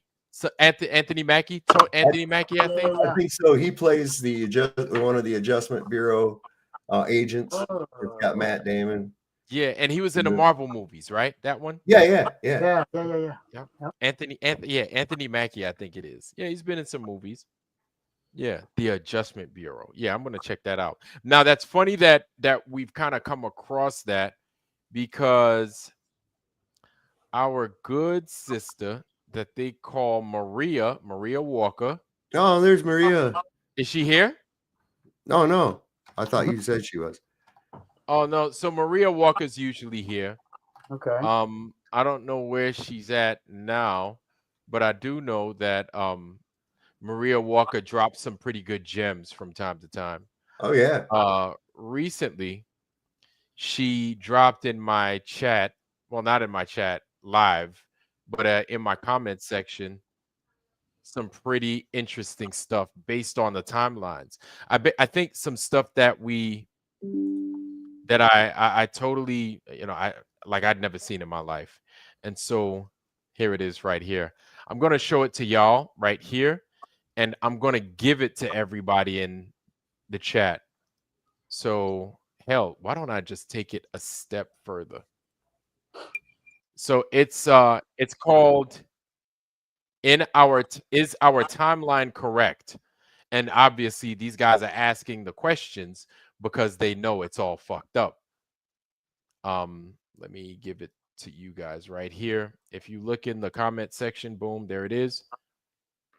And Maria Walker, wherever you're at, you're not on here tonight, but thank you. So then that way I could share it with everybody in the chat right now. And so this guy's called JT Follows. Shout out to JT Follows in his chat. And shout out to JT Follows channel. I went ahead and I just subscribed. So what I'm going to present to everybody right now is the first episode of Is Our Timeline Correct? And I think this is something, not the entire show, but basically some of the beginning of the show, just so guys can get a good understanding as to what it is JT's talking about. Where's that? Right here. Okay, here we go. Well, let's talk about it right here. Here he is. Oh, Right? I just seen this. Yeah, so yeah, okay. So somebody's seen it other than Maria Walker I and me saw this. today. So check What? this That out, was our y'all. first question. Yeah, this is awesome, dude. Okay, so check this out, y'all. What's going on, family? Hey, so I got a special treat for you today. So 2 weeks ago, I had a live stream, Paul from Understanding Conspiracy, and we broke down Heinsohn's theory 700 years was added to the first millennium AD. Now, obviously, for people in the short season camp, we've got some receipts now. We've always questioned the timeline, but now we actually have physical scientific evidence, and Gunnar provides that. Gunnar was a professor, an economist, a sociologist. Unfortunately, he's no longer with us, but he did leave us with a lot of work, specifically his lecture from 2016, where he breaks it all down based on the stratigraphy, the science. So what I've decided to do, I broke down our nearly 4-hour live into 3 different parts. I edited it down for time and for content, and I added a few things in because I made references to other work by Gunnar. But I'm going to leave the link in the description for the original live stream on Paul's channel, and also Paul's edit of Gunnar's original presentation from 2016. Oh, and before we start the presentation, if you guys like this content, please hit the subscribe button. If you're listening on the audio-only podcast, please give me a 5-star review. I really appreciate it. With that out of the way, once again, this is part 1 of 3 of Paul from Understanding Conspiracy, JT, and Gunnar's breakdown of the first millennium AD. Enjoy, guys. Hello, everyone. How are you all doing? Come on in, sit on down. I've got a special show for you guys today. I have with me Joe from JT Follows JC. Joe, how you doing? Can you hear me? I'm doing excellent. How are you doing, Paul? I'm good, thank you. Yeah, we've had a bit of a late starter today. We've been sorting out some last-minute technical things to make sure this stream goes as smooth as possible. We wouldn't normally do something like this live, something so technical, would we, for this read? So there those guys go. I went ahead and I dropped that in the description, or not in the description. What am I talking about? I went ahead and I dropped it in there. I'm going to go ahead and I'm going to drop it again. Boom. There goes his channel. It is what's it called again? It's called JT Follows JC, right? So JT Follows JC. So we're going to listen to these guys a little bit more, let them knock their introductions out and stuff. And just But I feel like why not? I feel like we just need to get this done because for those who don't know, we've kind of come across a presentation which has kind of just blown our minds. It's probably the safe way of putting this, because it kind of has confirmed a lot to do with the research that we've been doing into the little season, the millennial reign of Christ, and our prolonged efforts to try and find as much proof as we can to back up this contentious theory. Now, Gunnar Heinsohn, the guy who made this presentation, unfortunately passed away quite recently, I believe. Was it just last year? 2023. Yeah, he died at the age of 79. It's pinned at the and top, he made y'all. this presentation in 2016. Now he's actually he's quite well renowned in his own little way. He was an economist, a sociologist, and kind of dabbled in chronology as well, and was kind of a professor of sorts who kind of just liked to get his tendrils out into all sorts of topics. And he did this really long presentation about the first millennium and how there seems to be 700 years added to the timeline. And he just presents this amazing thing for like an hour, 14 minutes. And it's just been doing the rounds everywhere. So after Joe shared it to me and I watched it, I was like, we have to talk about this. We've just got to do something with this. So I've gone through the presentation. I've added segments to it. I've kind of broke it up because there's a lot of information to take in at once into bite-sized chunks. And I've added some supplementary images to back up the things he's saying so you can visualize what he's talking about. And what we're going to do today, we're going to go through it segment by segment with you guys and with Joe and myself. And we're just going to comment on what we notice and how it corroborates with our own research, and maybe go through some of the things he says as well, which we may not agree with. And I think it should be a fun conversation. So, Joe, are you ready for this, Joe? Anything you want to add before we start? No, yeah, let's just get right into it. I just think that this, to me, it's like an amazing. Actually, was it Jason Jack who said we're just scratching the surface, and I was like, oh, I don't know. I was like, maybe we are. And then it's like this just gets dropped in our lap. Like somebody just sends this to me on Twitter, and I'm like, oh my, this is like, these are the receipts we need to. So that's 1,000 years, y'all. Or almost 1,000 years, 700 years these guys claim. So let's think about that. Let's think about the history that we think we know. I'm just going to talk about the history, not even that we know, because here's my thing. Like at this point, I don't know shit. I'm not going to even sit here and lie to you. All I know is that I am who I think I am. And my family, I know I got my little girls. Other than that, outside of that, I really don't know what the truth is anymore. All these things, as far as everything we learned in Western Civ, lies, right? And the timeline is all jacked up. All the things we learned about, and so now hearing what these guys are talking about, hearing these testimonies and everything else like that, which I guess it's weird to say testimonies because these guys weren't actually there, but they claim that they have receipts. But we see that things seem to be, as far as time is concerned, shifted, whether it's to the right or to the left. Time is just all screwed up, right? So then, as far as history is concerned, all the stuff that's considered old, I don't know. What do you do with it? Do you throw it all out? Let me give you Go a ahead. little breakdown of what Reevaluate what I it. overheard from. I think how long we watched? Was it the long one, Pebbles? It's three parts. It's three parts. So where did we get to? I'm sorry. Give me 1 second. We watched. She watched all of them.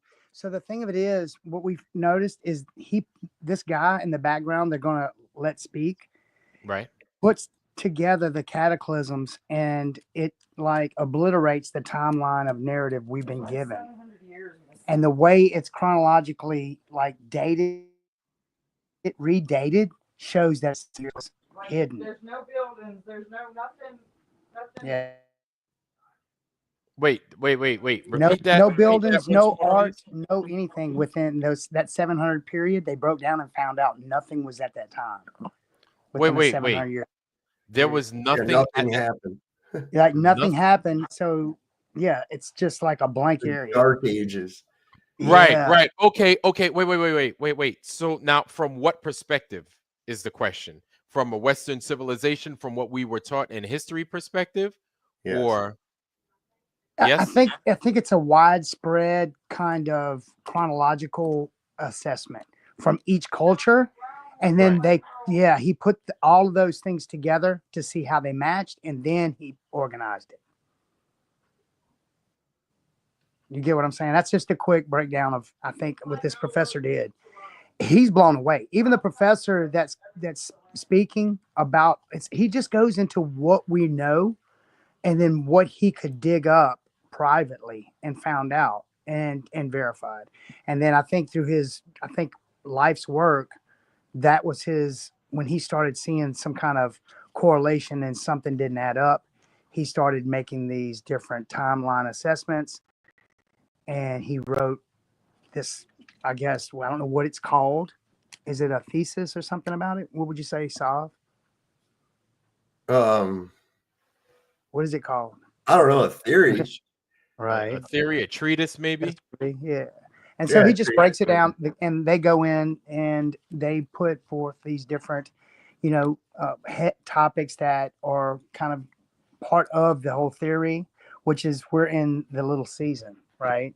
That some of the stuff has already have occurred. And with the buildings and the other things that they're finding out and how things are connected, it kind of looks like some stuff, a highly technologically advanced race was before us. That is like empirically provable.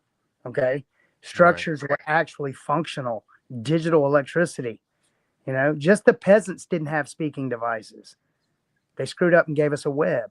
So I don't know. I mean, a lot of that stuff was hidden, but and again, this is a theory, but it's very interesting. So I can put my 2 cents in. I wasn't there, Right. but it's very interesting. Right. So that's the hard part about this whole thing, man. Is language is one piece of it, but then there's written language, right? And then we have written language that's actually being actively erased. And then you have written language that even though it's written and it's language, we don't even know what the fuck it is that they're trying to what it is that they're trying to say based on how they say it. You understand what I'm saying? So even though like I hear all the time I hear people say, "Oh, you better not put me inside of the library of the Vatican because you put me in there, boy, I'll figure everything out." I'd be like, you wouldn't even know where to fucking start. Where the hell? I wouldn't know where to start. I'm not a scholar. You know what I'm saying? You put me in the freaking Vatican library, I'd be like, I'd look for Time magazine or something like that. Please put something in front of my face that I could familiarize myself with, right? Because I wouldn't even know where to begin. Where would I start? Right? Say I took a stack of books with me and I didn't even look through them. And then when I got to my house, I opened them all and there are a bunch of cookbooks. What the fuck am I going to do with that? You know what I'm saying? So it's like, and I don't even know that because they're written in some foreign language that I have no idea about. Case in point. So I went to Sicily back in oh geez, I gotta find these pictures. And I made a video about it. I went to Sicily back in 2011, right? 2011. We just finished with our deployment. We stopped in Sicily, and it was me and my team. We flew the plane and stopped in Sicily. We were there for like a few days. I went to a set of ruins, a series of ruins there. And while I was in the ruins, they were describing how those people lived in the ruins, but it wasn't written in Italian. You understand? And it wasn't written in any alphabet that I was ever familiar with, i.e., it wasn't written in Cyrillic or it wasn't written in any kind of Greek alphabet or nothing like that, right? So I'm looking at it and I'm like, I don't know what the fuck I'm looking at. And I was like, I know this isn't Hebrew. I just knew it wasn't Hebrew. And then I'm looking at it, I'm thinking about it. I have a Bible over here that's an Ethiopian Bible. It's an Ethiopian English Bible. And so I realized now that the language that the stuff was written in was in Aramaic. So now that I'm looking at this shit right here that they're saying, I'm like, say we did go back in time. How would that benefit anybody here? Where do we begin? How would we communicate? Who would we talk to? How would we talk to them? How would we even know where to start? What would we look at? So what would it look like? So this world, even the world we live in, even though we think we know where we are, we don't know where we are. We don't even know what the fuck we're doing. This world is totally foreign to us. It's absolutely foreign to us because we don't even know where we start. We don't even know where we end. It's all totally foreign. I think I should go back to the video because it's like I want to see the point that they're trying to drive home with this video, and I think that's kind of important. So let me stop Yeah, flapping. I'll watch for a few more minutes, and I gotta get to bed. I gotta be up Oh, at you got to 7. be up early. That's right. That's right. Yeah. Okay. All right. Let's give it a little kind bit of more. start to no, I mean, I don't know if we can ever prove this, but this has given us quite a bit of evidence that we're on the right track. Absolutely. I mean, I think is it Velikovsky? I think he's kind of working off the back of somebody else who kind of did this alternate chronology thing. It's kind of along the lines of Fomenko as well, this type of revisionism of past events as not being laid on top of each other, as we're going to repeatedly hear about today, but actually being side by side in a short time span, basically.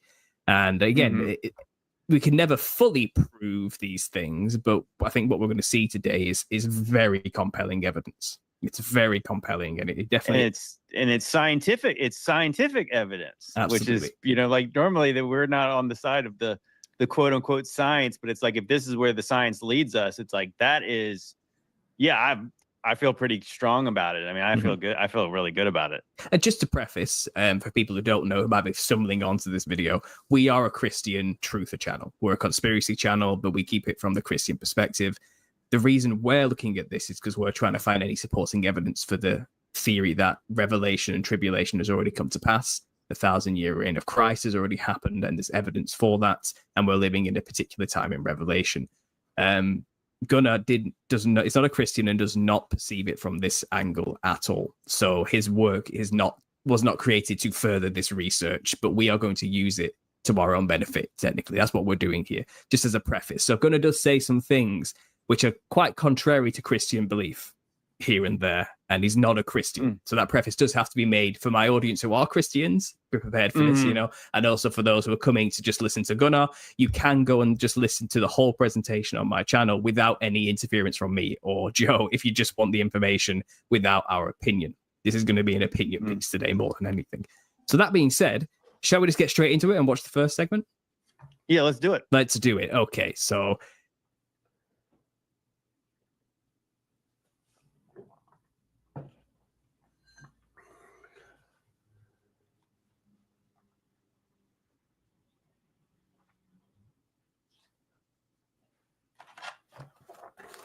and I will go back 20 years when I wrote this book, The Creation of the Gods.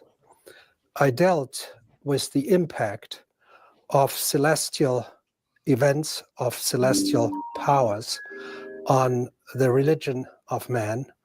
And I stopped this book with the catastrophe that divides the Bronze Age from the Iron Age. If you believe in a Greek Dark Age, you know that the Bronze Age comes to an end around 1100 BCE. If you don't believe in it, as I do not, it ends around 600 BCE. And if you are a nerd for stratigraphy, it may even end later, like 400, 350 BCE. Anyway, it will end before the first millennium AD, after Christ C, whatever you prefer to call it. And I have to say today that the major flaw of this book was ending in the first millennium BCE and not looking carefully enough at the first millennium AD. Of course, I was aware of the crises in the first millennium hitting the Roman Empire, but I belong to those who wrote about these crises as caused by demographical or by economical factors. This was the major flaw of thinking at that time, and I try to remedy this today.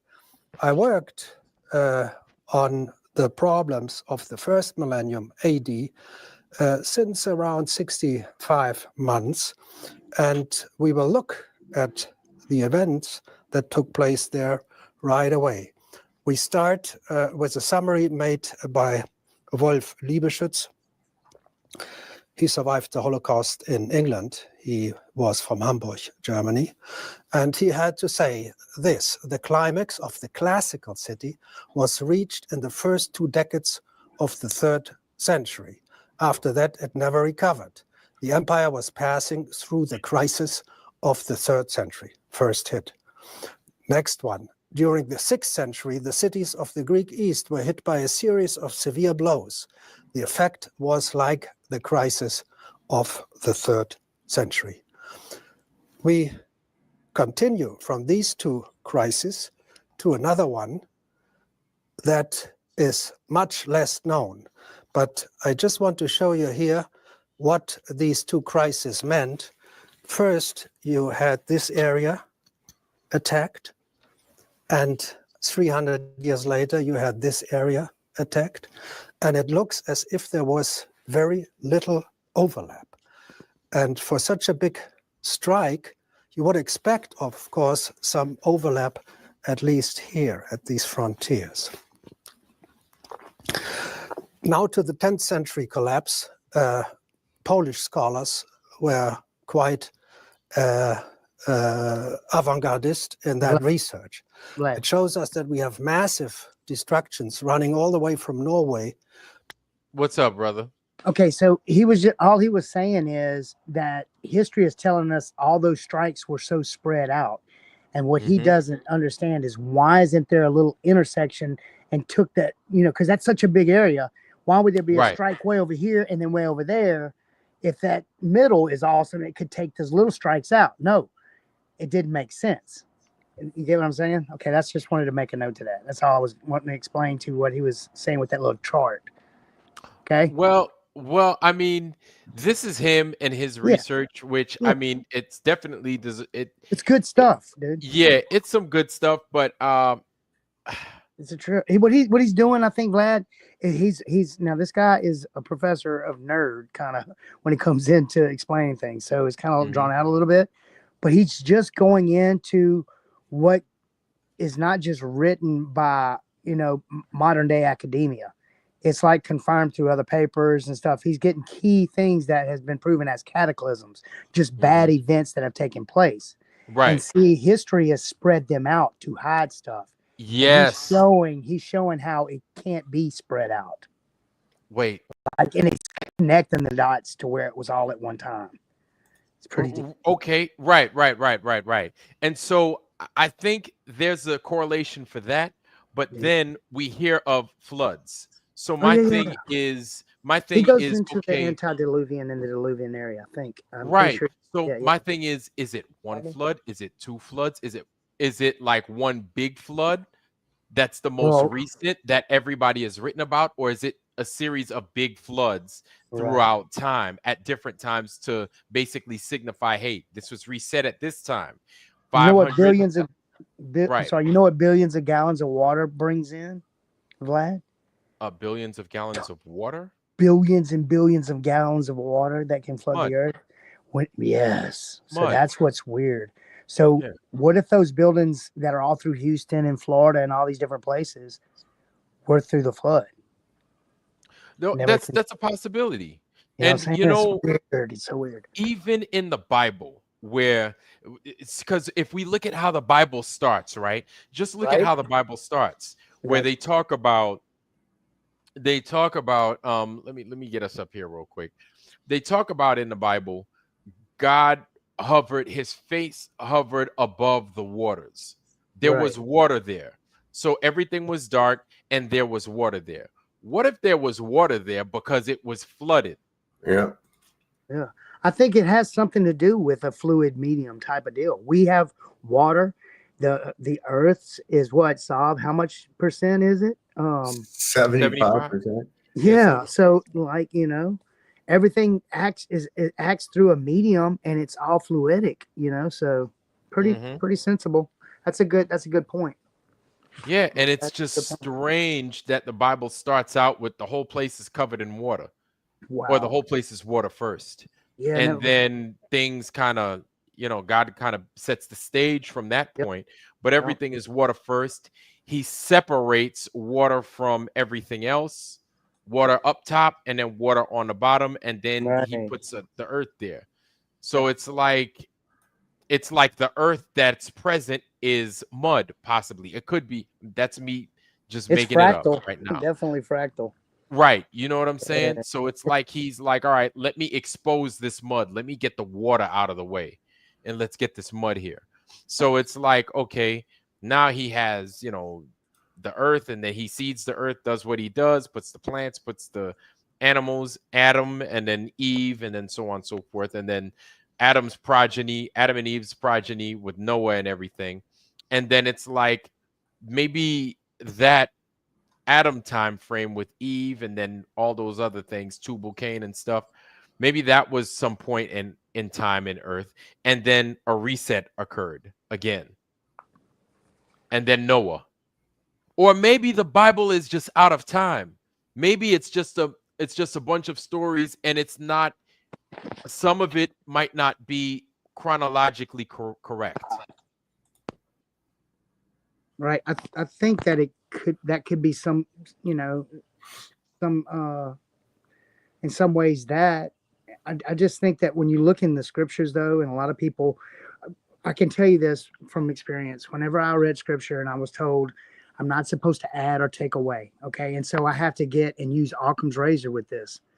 Okay. And step out of and then use discernment, because I'm seeing with some of these scriptures that prove that the audience present is who was going to see those terrible events. And I'm talking about Vlad, Sav, and face value. So, and like, okay, the very first scripture in Revelations where John was given a vision of things that must shortly come to pass. Okay. John of Patmos. Shortly is not 2,000 years down the road. And look, don't get me wrong.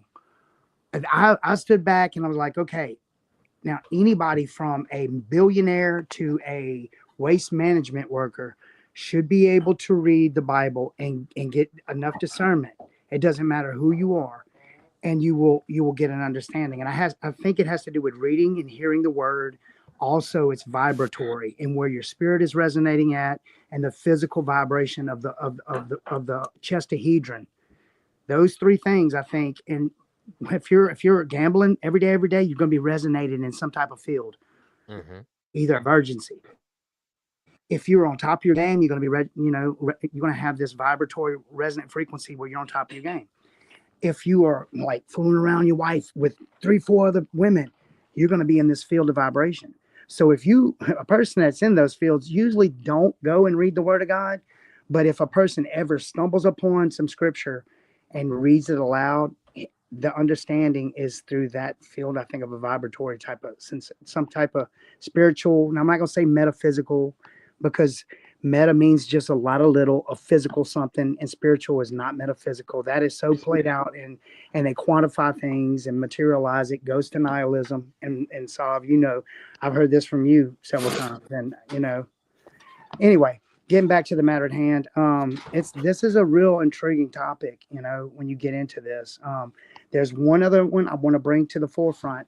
When Jesus was at the Mount of Olives giving his olive discourse, and all of his disciples were there, and they said, "Can you tell me about the end of the world?" And he went through all of Revelations, the wars, rumors of wars, and the mark, all of these different things I'm sure he spoke about, right? Now, I don't see the mark, and I don't see he mentioned the mark in that thing, but he talked about Revelations. I believe that's what it was, Armageddon. And he looked at his disciples and he said, "Verily I say unto you that this generation shall not pass until all those things he spoke about, be fulfilled." Happen. They have to And happen I've first. heard dispensationalists say that it's the fig tree generation. But wait, that's adding to the scripture, because if no one knows about what a fig tree generation is, how can it be associated to something if you don't know it? And it's nowhere in the confines of that, though, Vlad. But And we I have get that, but it's basic. Words mean things. He saw his disciples. How could he even be thinking about 2,000 years down the road, y'all? But here's This the is a tough vivid thing. reality. Guys, I got a jet. I gotta go to bed, man. I'll see All you right, guys. Sav. Hey, brother. Thanks for having us. Yeah, thanks for having me on, man. We'll see you next time, guys. All right, brother. It's good I'll to watch see the you, rest of man. it Take tomorrow. care Later, now. dude. Take care, Sav. All right. How did we All get on right, this y'all. to run Vlad off? So no, that's an interesting question, but you also have to remember that if that if this Bible is possibly out of time, right? If Mhm. it's out, if it's mishmashed, Or what if we then were who's to mishmash? say? Well, that's what I'm saying is, what if we were What is that? mishmash? But also, if we're going to the book, Mentally. we already know that they've removed and they've misplaced, Right. deliberately removed things from the Bible. So then misinterpretation, like, you can expect it, because some things we might not see the proper we might not understand the proper context of a lot of the Bible, Right. because there's so much removed, or what we think the Bible is trying to say, we could be totally wrong, Well, yeah. And I because think because that's a we're good seeing, yeah, we could be totally wrong as far as what God is trying to say, or right. whoever the author of that piece of the Bible is trying to say. We could be totally off because of what they decided they wanted to remove, Right. so they could steer us into a particular way of thinking.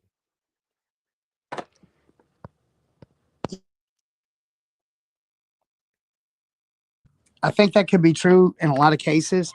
But think about this, Vlad. I think since probably before the 20s, the true Christian based, Jesus fearing, scripture reading, Hebrew believing like scholars, which do exist, you know, I think there was enough scrutiny.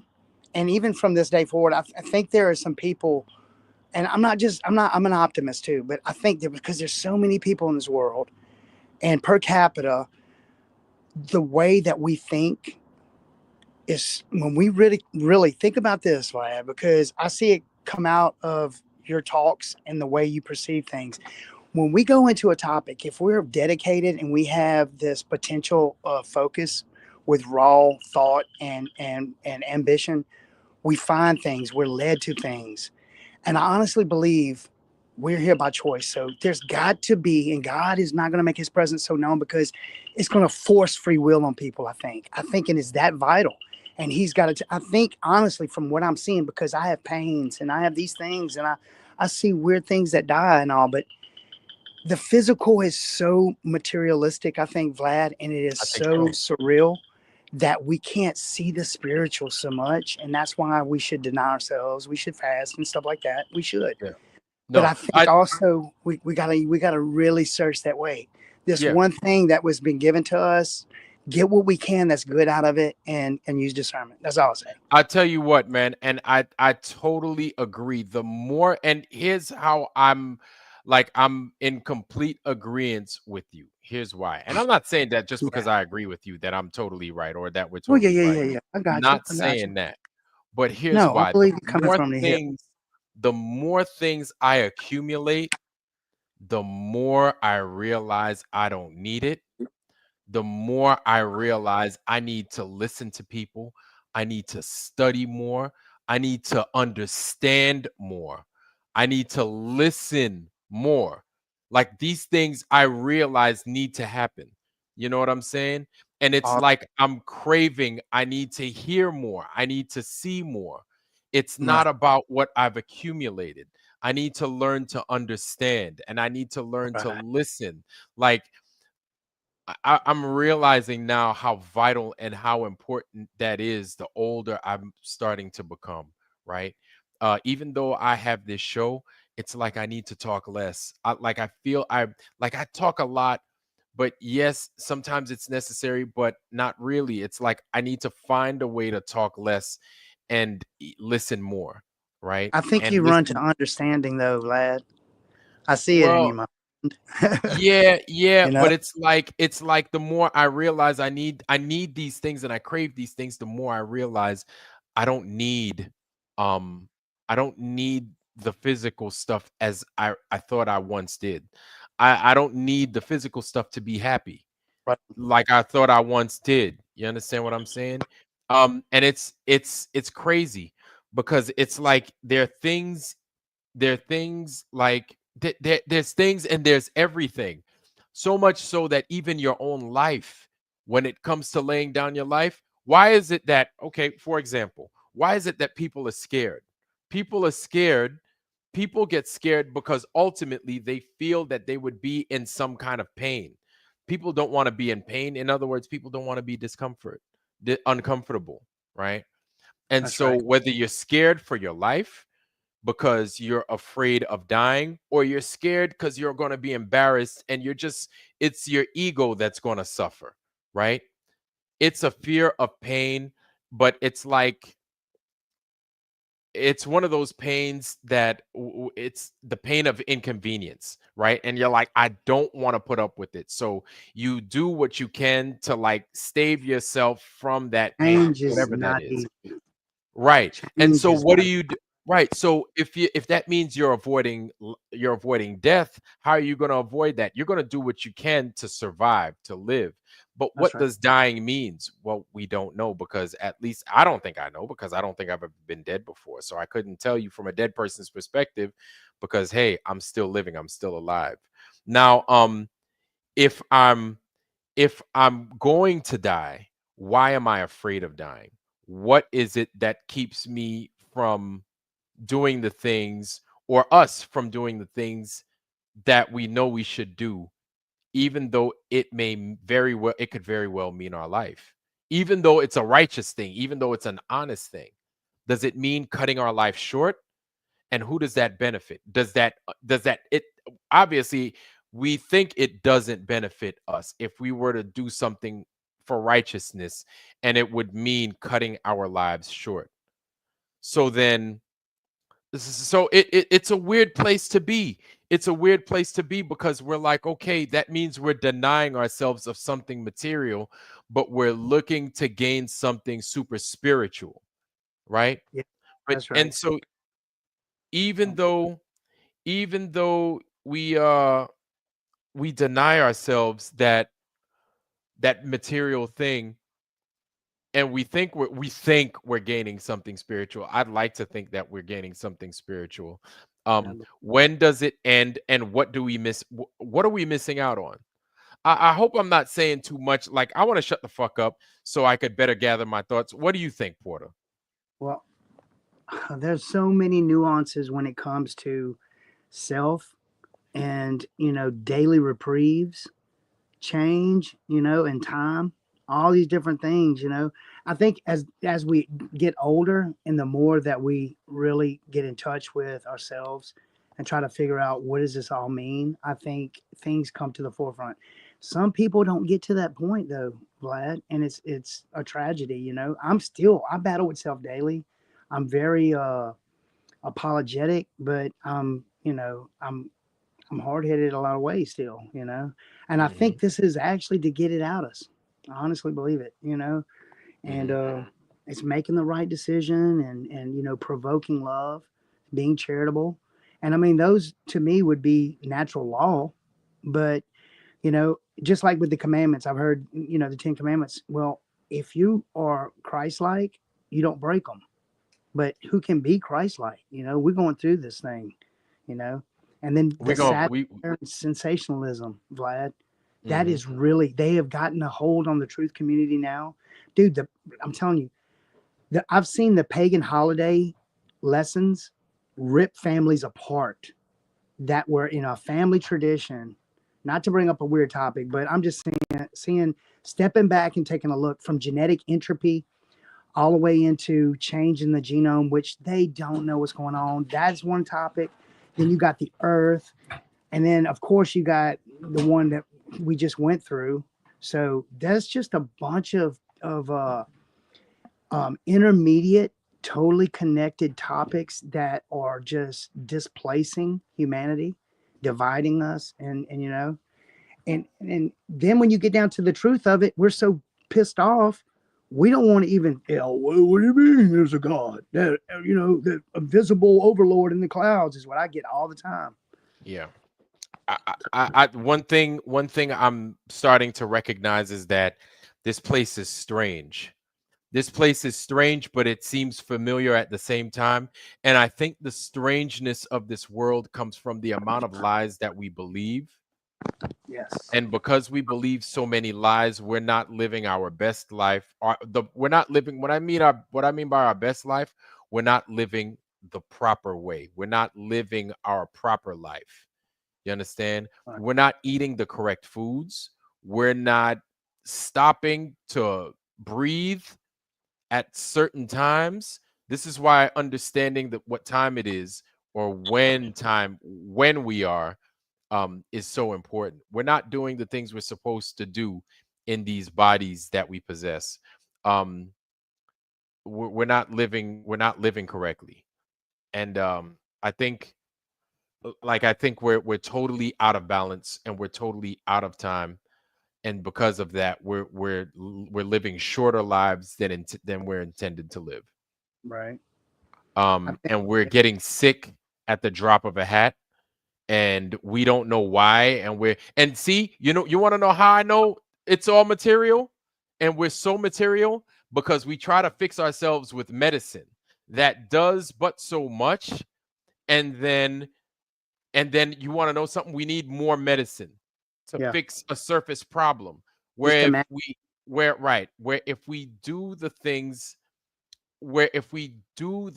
that require this from here and from here, and where it requires more of this and more of this, then it requires more of this, the tangible stuff, right? If we do that, we can fix more problems than we know. We can fix more traumas than we're used to fixing or dealing with. And so because of that, it sucks. I see people that survive a cancer, right? And it's like I'm like there was a guy I spoke to at work. I'm just going to give you an example because I think I'm going to fuck it up if I do it any other way. There was a guy I spoke to at work at my previous job. And he was like, "Yeah, man, I can't stay at the job because my wife she's recovering from cancer. She's got chemo." And I was like, "Oh, dang." I was like, "Okay, man. Well, I'm going to pray for your wife." And then he rolled his eyes and I was like, "Oh, whatever." He rolled his eyes. I was like, "Yeah." And then, he told me again, he's like, "Yeah, my wife is having a hard time and this and that." And I was like, "Hey, dog." I was like, "Hey, man, you want to pray, man?" I asked him, I was like, "Hey, dog, you want to pray, man?" I was like, I ain't shit. I'll be honest with you, but anything helps. You know what I'm saying? And he's like, "Nah, I kind of don't believe in God." I was like, "Okay." I was like, "Hey, have you ever tried to, bring her to church or try something different and stuff like that?" And he's like, "No, I don't." I told you I don't go to church. I don't believe. I said, "Okay, that's fine." And so really, I wasn't trying to be like, "Hey, dog, yo, you need to go to a church I go to," because I Right. don't go to church, right? I'm not going to sit here and bullshit y'all. I don't. But my thing is when all else fails, when man's tricks don't work no more, dude, Yeah. have you tried an alternative to man's tricks? Because they're all man's tricks. Instead of reaching out, have you tried to come back and see what's going on within? Because last I checked, they told you when we give you chemo, we're poisoning you. Yeah, that's right. We're poisoning you, right? So Mhm. it's not a secret that they're giving you poison to get rid of poison in your body, which I think is totally ass backwards. It's totally ass backwards and it pisses me off. And so I'm not a doctor and I'm not making doctorate claims. I'm not. All I'm saying is that have you considered prayer? And to make it even stronger, have you considered prayer in great numbers?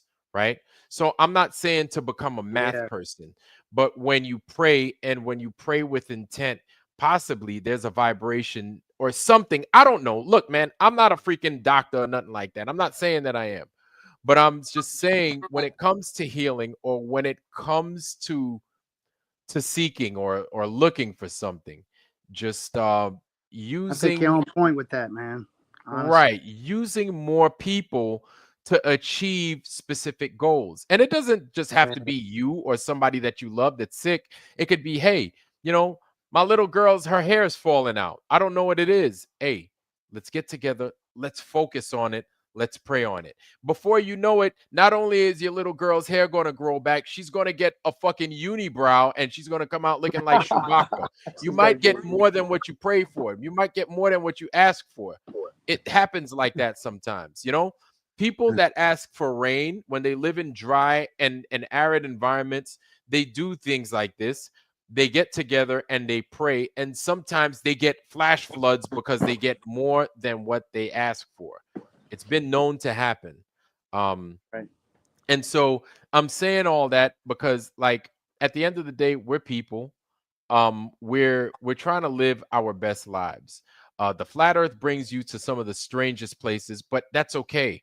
uh One thing I realize is that though this is a physical earth, it is here to serve us.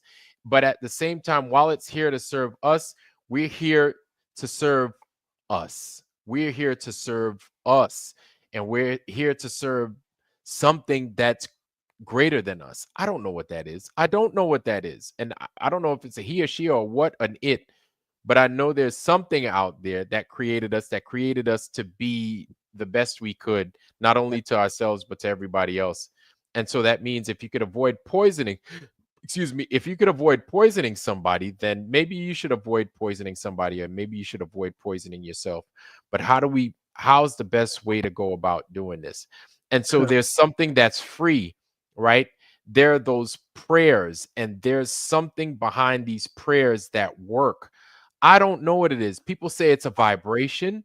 People Yeah. say it's something else. Hold on. I want to, Porter, talk to the people. I want to show y'all something. Go ahead.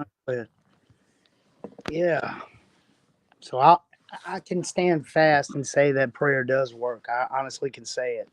And I've seen prayers come to fruition in my life, hands down. Things that we needed at this house, and just like things change in my life because of prayer. So prayer does work. Prayer is something that I think that everybody should do. I can tell whenever I'm not like when I'm not praying and whenever I start back up. It's like some days I'll forget in the evening. I'm like, I don't know, I'm gonna pray tonight. So, but a lot of these different topics, depending on the influence of the information and what we actually are subject to, can cause us not to pray because we will question things. And there is a very thin line between satire, sensationalism, and truth. Knowledge is not all knowledge is truth. Just because you know about something does not make it truth. Okay.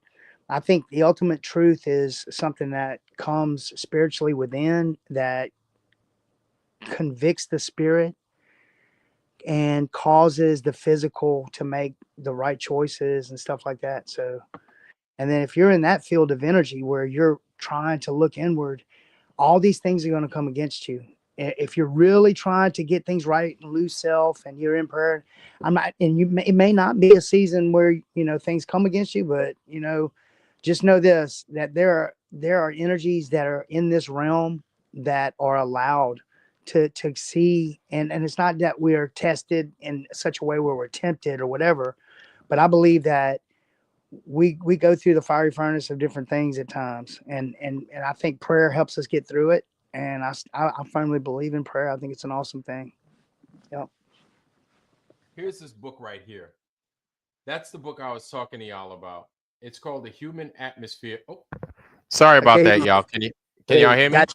Yep. Now I Sorry can hear about that. So here's that book I was telling y'all about. It's called The Human Atmosphere, you. Okay. right? And there it is. This is the book that I was showing to y'all, and basically that talks about what the human body looks like, or the incorporeal part of our body, I guess you could say, or the spiritual part. People will call it the spiritual part, or those auric parts, right? The light part of our body. And it talks about disease. This is chapter 5 in The Human Atmosphere. This book is Okay. from 18. What? Yeah, this thing is from way back. And the author's name is Walter, not Walter Cronkite. So this one, it was printed in 1911. So this is from Walter Kilner, right? Walter Kilner. And it says, if the theory be correct, that the sources of the aura are forces generated within the body, and that their action upon the ether is the cause of their visibility. It is reasonable to expect that these forces will not be exactly the same in health and disease. Right? Dis-ease. Yep. Dis-ease. Yep. In the former, after making allowance for sex and age, the Hmm. auras, both both inner and outer, and most likely the ultra outer, super outside of your body, right? Yes. The ultra outer are very similar within certain limits, the variations being due to individuality. It is extremely difficult to imagine that any departure from health can occur without in some way influencing one or more of the auric forces, and consequently the aura itself. If the ailment be only local, then most like I guess if you jack your hand up or something like that, Like a broke rib. a broke rib, right, like a broken bone or something like that, busted, Yeah. appendage or Gotcha. something. I'm If the there. ailment be only local, then most probably there will be only a local change in the aura. So let me give you guys an example, or Wow. according to the book, the example. Yes. Okay. So right here is a little girl. If you could see, you'll see the little girl. You see that little dotted line around her is the Okay. representation of the aura. Right now, y'all ain't seeing my dark ass face. You don't have to. Right now, you need to see this thing of this little girl right there. Right. That's that. So, I in got other words, if you had a busted rib over here, Yeah. right, this So would show some kind of defect. Exactly. that's what's Right. up. If the ailment be only local, blah, blah, blah. But should the patient suffer from some general disease, the whole aura is likely to be affected. Wow. And as recovery takes place, it will very probably return to its pristine state. So already here, it's showing that there is a lot. This was written 115 years ago, roughly. 110 years ago, this book was written. Read the Right? contents real quick. Read out the contents. I'm The interested table to of see that contents? what they talk Sure. about. Yeah, just to kind of. Sure. Not a problem. Yeah. Let's see. Well, it's This got is a really free really face. interesting. Okay, so the list of illustrations, it says a healthy boy. It Okay. says the same, or a healthy boy, but the side view, the front view. Healthy, a very strong man, or not only a healthy man, but an exceptionally healthy man. Maybe the guy's a Gotcha. farmer, or he's in tip-top shape, right? Yeah. Very healthy man, a strong man, a healthy young girl, and the same thing, right? A side view of her. Healthy young Okay. girl, a healthy woman of the average age, I think, is around like 22 years old in this. The same on the side view. So they show you a front view and a side view. Young boy, side view, young boy. Grown man, side view, grown man. So because the thing is the what's crazy is that the aura of a woman, of like, say, a young woman, and what I mean Right. by young woman is like, say, 19, 25 20. years old, or 20, 25 years old, is different from that of a young girl at, say, 10 years old. You know Right. why they talk about period? The period changes the woman, and it Right. shows in her aura. Her Right. aura just absolutely changes. That Right. from a young girl to, and I'm not saying that a freaking 10-year-old boy is going to have the same aura as, like, say, a 20-year-old man. No, Right. not at all, right? But that time in a woman's life where her body just goes through the most changes, like she's like a Right. freaking goes from a grub to a freaking butterfly, is Right. absolutely like mind bending. And so they kind of talk about that in the book as well. The history, the healthy woman, the hysterical aura, and the same of the hysterical aura on the side, the epileptic aura of a man, the epileptic aura of a woman, of a boy, and so the same thing on the side, same thing, the epileptic of all those. Granular aura, the abnormal shape of an aura with gradual recovery. So basically, what they're talking about right there, the abnormal shape of aura with gradual recovery, is that when you get sick, like, you can see it. Yeah. Your aura is not only going to change color, but it's going to be misshapen, and it's going Right. to be uneven, and there Yep. may even be cracks in it. And Right. here's the thing: this dude, Walter Kilner, made a set of glasses that helps him to see these things. I heard about that. But here's the thing. I bought a book on it, and I let my buddy hold it, and then my buddy this is way back in like 2003. How to see auras. I was King Hoodoo out this mug back in the day, right? So how to see auras, I remember them saying you have to do like breathing exercises with like a white background behind you. So much like these walls, these are like pearl white walls. These walls are white as shit. Right. And I've got a yellow light in front of me. So when you see my hands, they kind of look jaundiced. They're really not. And my teeth, they look like I don't brush them. I do. I've actually got some really nice teeth. It's just I got a yellow light in front of me. Guys, don't sue me, please. So Incandescent. with this yellow light, yeah, there we go. So with this white background behind me, there's a certain way in which you put a mirror in front of you. You look at the mirror, you do these breathing exercises, you open your eyes, you close your eyes, you open your eyes, you close your eyes, you open your eyes, take deep breaths, do these exercises, and then after a while, you can see what your aura looks like. And then the more you practice it and the more you just let your eyes relax and get lazy, you could see more of your aura. Now, you could continue that later on with increasing and helping out with your breathing and doing all that stuff. You could see other people's auras. Right. And you could see more of what their outsides look like. You know what I'm saying?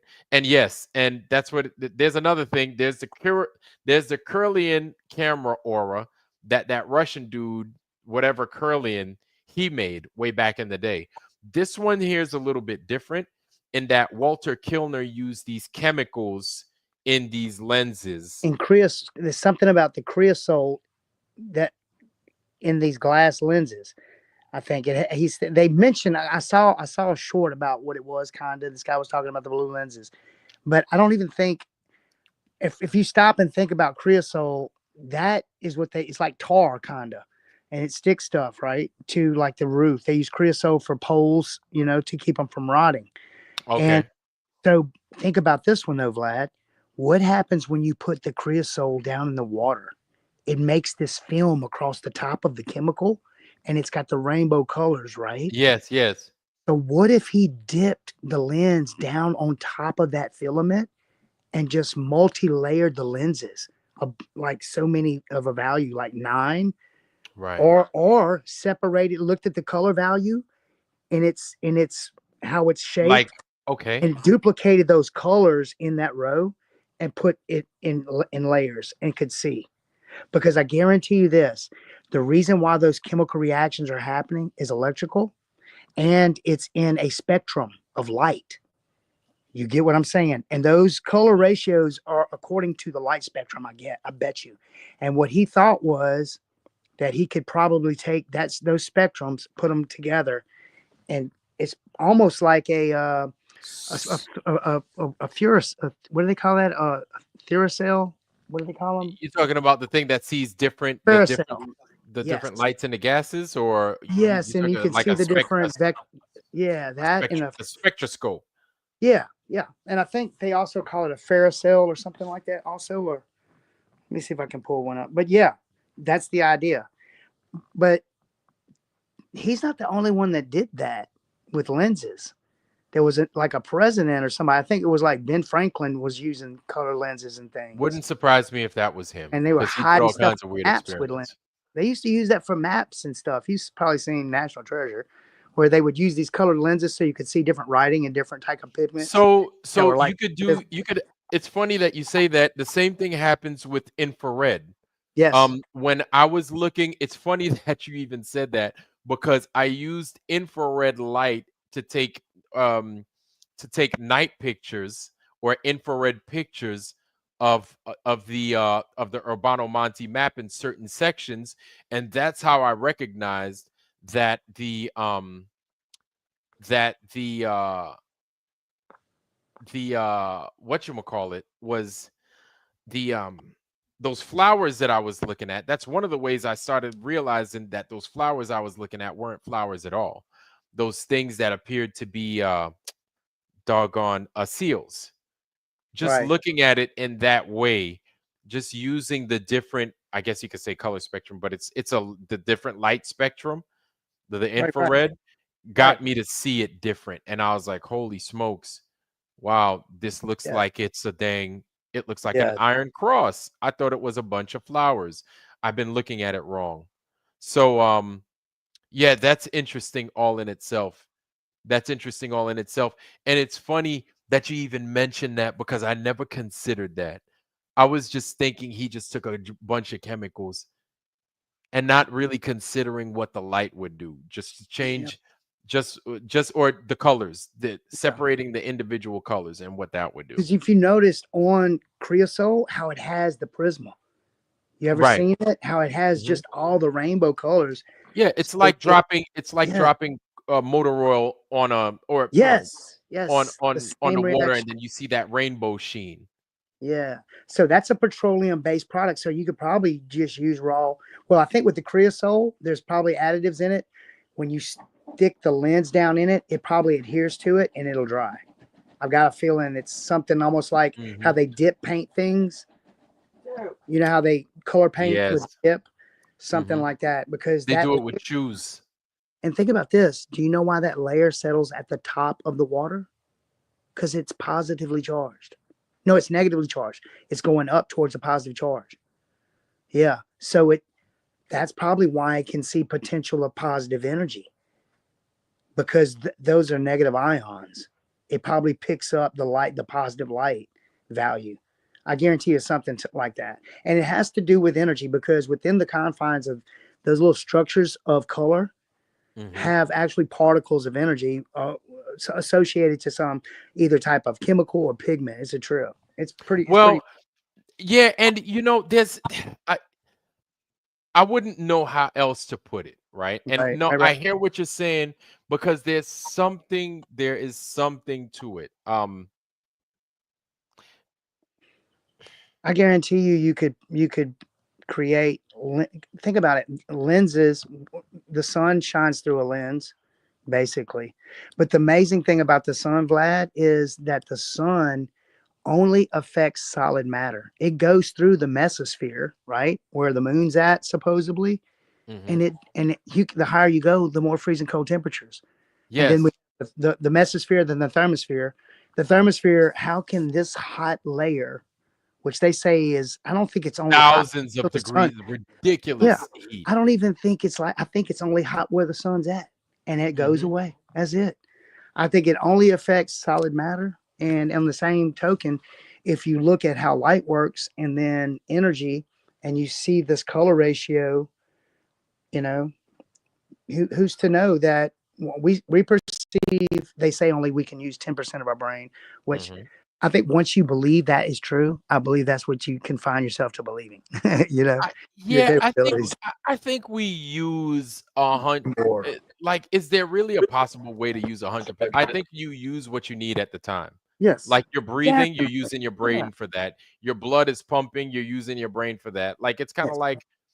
it's kind of like your car is using all of its facilities for what it needs. Like you don't Right. need your car to like Michael Knight doesn't need Kit to do turbo boost every single time. You know what I'm saying? Exactly. You use the car or you use your brain for what you need. But I mean, like it's weird how what our eyes are seeing because I know I've mentioned it before a few times that Right. if I close one eye, there it is.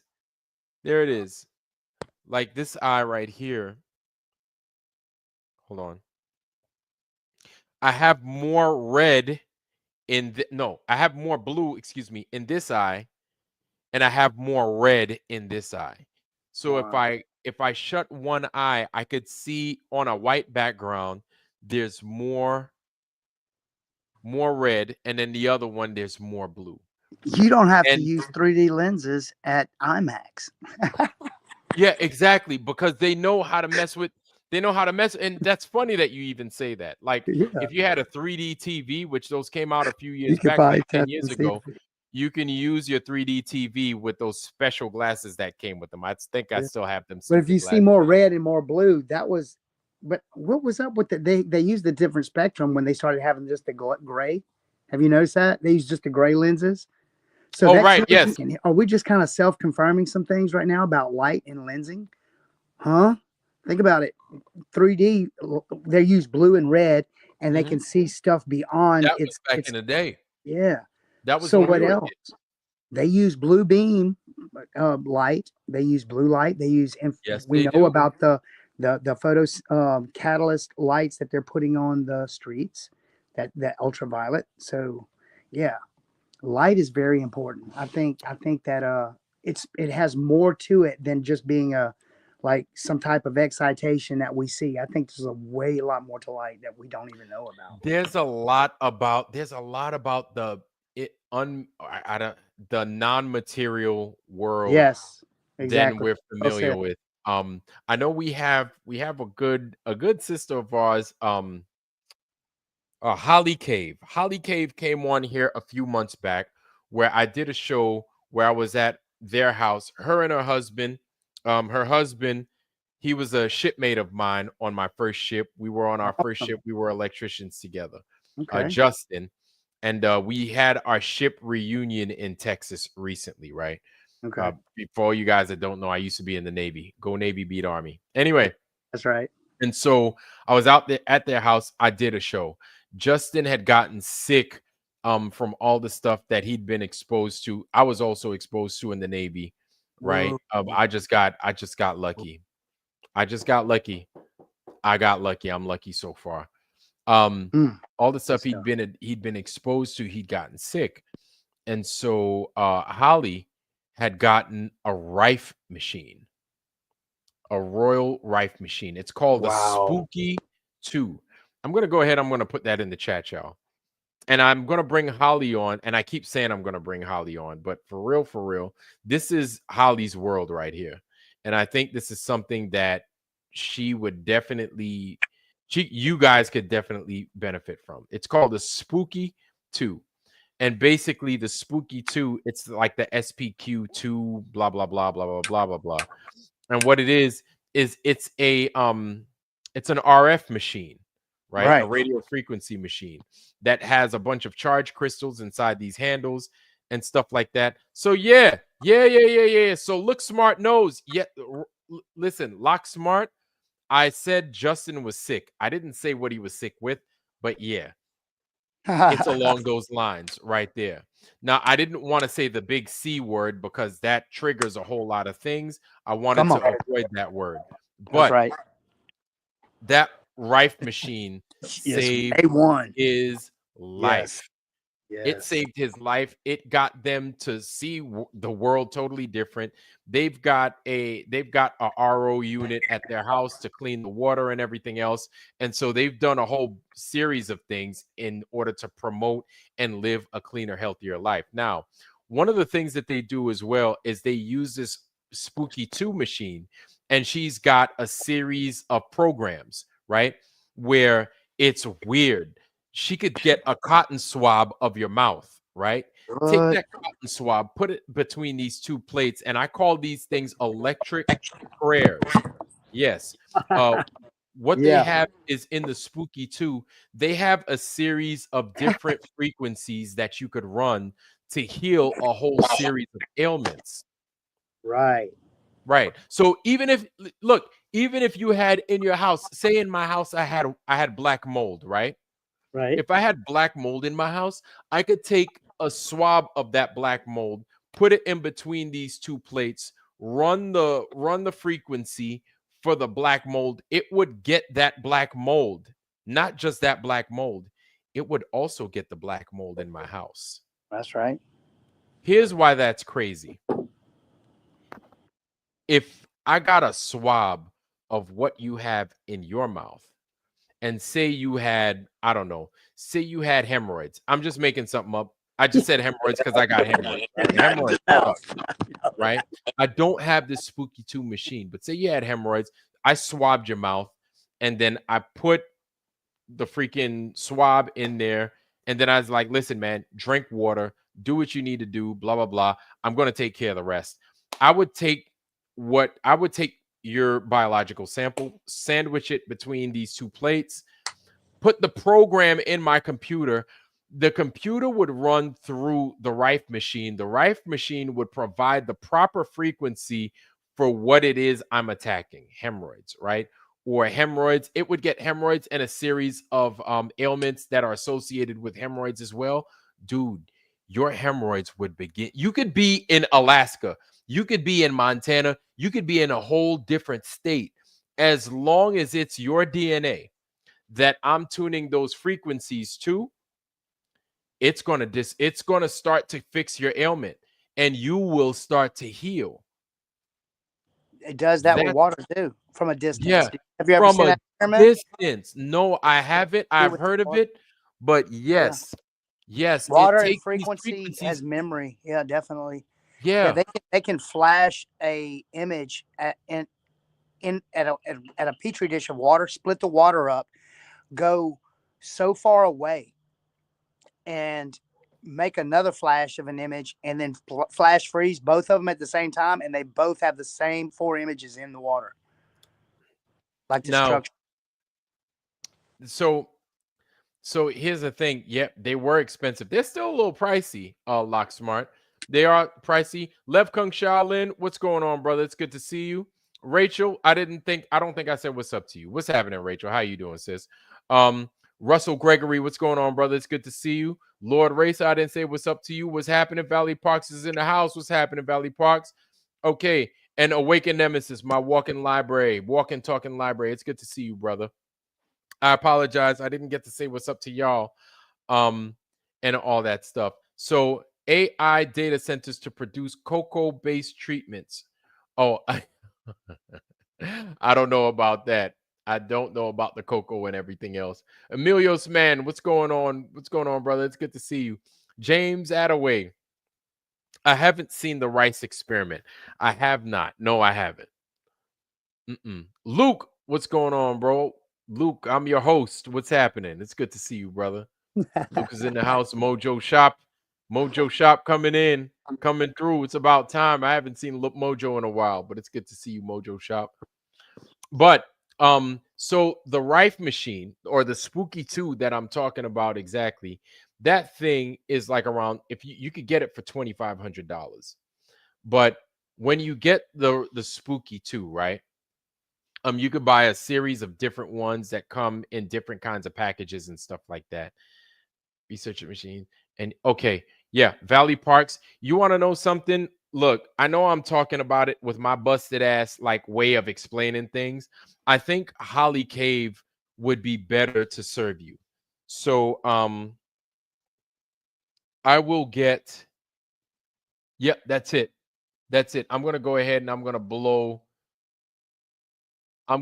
your screen up there, Porter. So go Hold on. ahead. I got you. Let me see. I'm gonna actually go here. to website real quick, and I'm gonna scroll up to it. Yeah. Okay, I'm not a vendor. I'm not a robot. Give me 1 second. So yeah, Holly on it. No. Holly Cave came on to the show once to explain what the Spooky 2 does, and I entitled that one "Your Health is Your Wealth." And Holly is awesome. She's got a beautiful, amazing family. These guys are awesome. They're great. And I'm going to see if Holly has some time and we could talk. And that's it. Yep. That's the Spooky 2 in all its glory. And those 2 rods on the bottom right that you see right there, those 2 rods. But for the electrodes, are there? Yeah, those little electrodes, those you can like hold on to. Yeah. You can hold on to, and you can get a totally different type of treatment and stuff. So there are a series of ways in which you could get treated, right? I see it. They have all the little apparatuses at the bottom, Vlad. You see? Yeah. That shoots the frequency out. It's one's like a little it's like cuffs kind of looking deal. Yeah. Yep. Little rings, and then you've got they the little pads. Microphone deal. Yeah. That's pretty cool. Yeah. Yeah, I've heard about these. So Spitfire. Okay, so I think Spitfire might have. It seems like you guys are familiar with these things. Yes. Okay. Oh, guys, as you come in, please hit that like button. If you hadn't already, hit that like button, family. Sorry, I can't screen share. I'm on a phone. Oh, that's going to change soon, though. Yeah, that's fine. That's fine. Not a problem. I'm going old school. It's a form of electrolysis if you're curious about the technical terms. Well, thank you, Russell Gregory. I appreciate you, bro. Yeah. Form electrolysis. Yeah. Okay. So Spitfire, it seems like Spitfire is familiar with the Spooky 2. And the thing is when you get this machine, and if and when you get this machine, this thing, they don't leave you by yourself. They have a huge Facebook following. Aaron Merkram, he said he made the legit Rife machine. Wow. No, I did not see that, Reggie P56. I didn't see that. This is the main screen that comes up. Yeah, Joel Osteen is pretty bad, man. Couldn't help them broke people in Houston try to get shelter. I remember him. Schneider, Mr. T, how you doing, brother? It's good to see you, man. I'm doing good tonight. We're talking about it's a little bit of a mishmash. We didn't get Professor Phil in here to kind of school us a little bit. We didn't.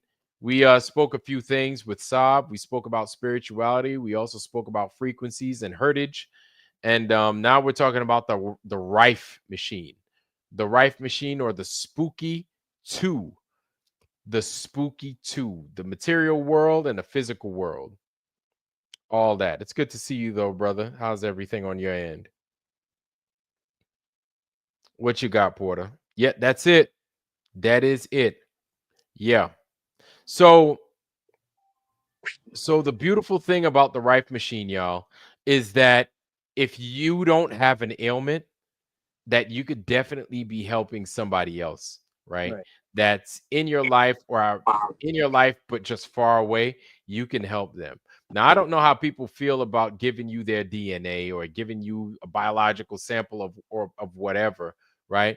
But there are a series of ways in which you can help a person with the Spooky 2, right? There's more than one way. Yeah, right. There's more than one way to skin a cat. There's more than one way to skin a cat, for sure, for sure. And not everything, as I'd said earlier, not everything is physical. So not everything is with a pill. Not everything is, with some medicine that your doctor gives you, some blood thinners. You don't know, I just heard of a friend of mine that lost one of her girlfriend's moms because they got off of blood thinners. And then, there was a problem with the blood super coagulating in the lady's leg. And then she had a bunch of blood clots. No offense to the Jamaicans out there, but she had a bunch of blood clots in her legs. And then the blood clots ultimately had kind of forced the doctors into cutting off her septic leg. She had some diabetic problem, and then she ended up dying like within a few hours, right? And then you could stem a lot of that back to the blood thinners, right? You possibly could. Now, I'm not a doctor. I'm not saying any doctor type shit, but as soon as you get on blood thinners, man, like, life is going to be strange for you. I'm not again, I'm going to repeat again, I am not a doctor, but like if you, and it's easy for me to say, if you eat right, if you do this, if you do that, some people may have a harder time than others eating right, right? But you have to be cognizant of what it is you put in your bodies, so you're not getting adverse effects to what your body does and how it reacts to certain things. Oh, we got not a doctor. Yeah, exactly. I'm not a doctor. No, I'm not a doctor. Shh. Yeah. So yeah, it's now Roger, has way Roger more Ledbetter. doctors than we, than we need. Mm-hmm. You still got me on main screen, bro. My bad. Yeah, You I good? got you off. I got I'm you sitting off. there and like going, So yeah, y'all. 500. Okay. So Rachel, no way, Sean. I did like 500 hours of electro over 8 years. Okay.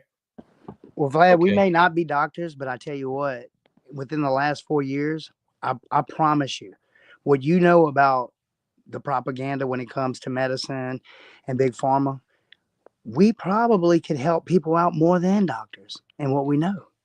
Yeah, yeah. And we're only being limited by these guys, the YouTubes and stuff like that, right? That's right. That's right. You've got good people out there. You've got good they reputable doctors like they Mike got Adams, the yeah, health ranger, right? Mike Adams is a pretty well-known one. He's one that I don't see him on YouTube no more. I think they got rid of him. on YouTube. So you might find him on he's called Mike Adams, the Health Ranger, right? Okay. There are people out there that are looking out for people's better interests. There are people out there that are looking out for people's health, wealth, and just better living. And so the foods that you put in your mouth and the water that you drink, right? You want them to vibrate high, right? So I'm saying that because what's one of the things that maybe you didn't do, but we kind of maybe you didn't do it all. I know this is something that I did as a kid, and I've kind of fallen behind, right? Is praying before you eat. Pray over your food. Yeah, I catch Yeah, myself sometimes right after about the fourth bite. Sometimes I feel so bad. yeah. So it's a habit, right? This is Yeah. something that you kind of want to incorporate, even if you just say thank you for this meal, right? And you don't believe in a God or you don't understand about a God. There's something that Good, created man. it, but putting the proper vibration over the meal. There Yep. are stories of holy men, right? Prior to drinking a glass of water that was poisoned. You hear stories of it, and it's crazy. Prior to drinking their glass of water that was poisoned, they prayed over the water Right. for thanks. They gave thanks to the water. The glass blew up. The glass exploded. Right? That's pretty deep. So, I mean, there's something to say about what prayer does and what just the vibration of casting the proper words, the right words, your words. They're your words, right? Yeah. When you pray, this is your intention. This isn't a canned prayer or like God is good, God is great. Thank you for this food. It's it's not the canned prayer. It's your intention. It's your way of giving thanks, and it's your way of asking the That's good ether and stuff. asking the Most High for something that is outside of your reach. You Yeah. understand? To Yep. attain something that maybe you can't make, but you've done the legwork as much as you can, and you might need a little bit of luck. That's where the prayer comes in, right? Yeah. It kind of helps bridge that gap. And so it's okay to ask for these things. And I know there are a lot of you guys in there that think the Bible's mumbo jumbo, and that's okay. You could think that. That's all right. We're starting to make discoveries that this place is not what they told you that it is, right? And that this place comes with a series of rules, right? And so we don't we're starting to understand that we're a lot more powerful than we are. And Yeah. so using the prayer to your advantage is one of the gifts that we have at our disposal. So basically what I'm saying is definitely absolutely Lev Kung. Hold on, let me drop that for you. I'm going to go ahead, Lev Kung Shaolin. I'm going to go ahead and I'm going to drop that for you, and we probably get to hear from you for the first time. That would be nice. Lev You Kung mentioned Shaolin. foods that have a high vibratory energy, just not Yes. not ones with a semiconductor type vibration, right? Okay. All right. So high Like vibrating titanium, foods like like spirulina, yeah, right? yeah, that's Uh, good. I'm just saying we got to be careful from stuff with titanium dioxide in it. okay. That's one major one that I think is one of the leading causes. I would say probably this is a theory of tinnitus because let me tell you why. It's not per se inorganic in its how it's made. It's an inorganic molecule to the anatomy, but with these different types of like sorbates, Mhm. polysorbate. Poly is a polymer, right? What those polymers do once they get like gut chemistry. So when you take in these different types of molecules and then it goes to its acidic state and then back into a solidified form, Mhm. it's going to have these different values to it. So, and this gets into the different theories of, when people are doing this or whatever, and it's like a bad feel, but we do stomach chemistry on our consent.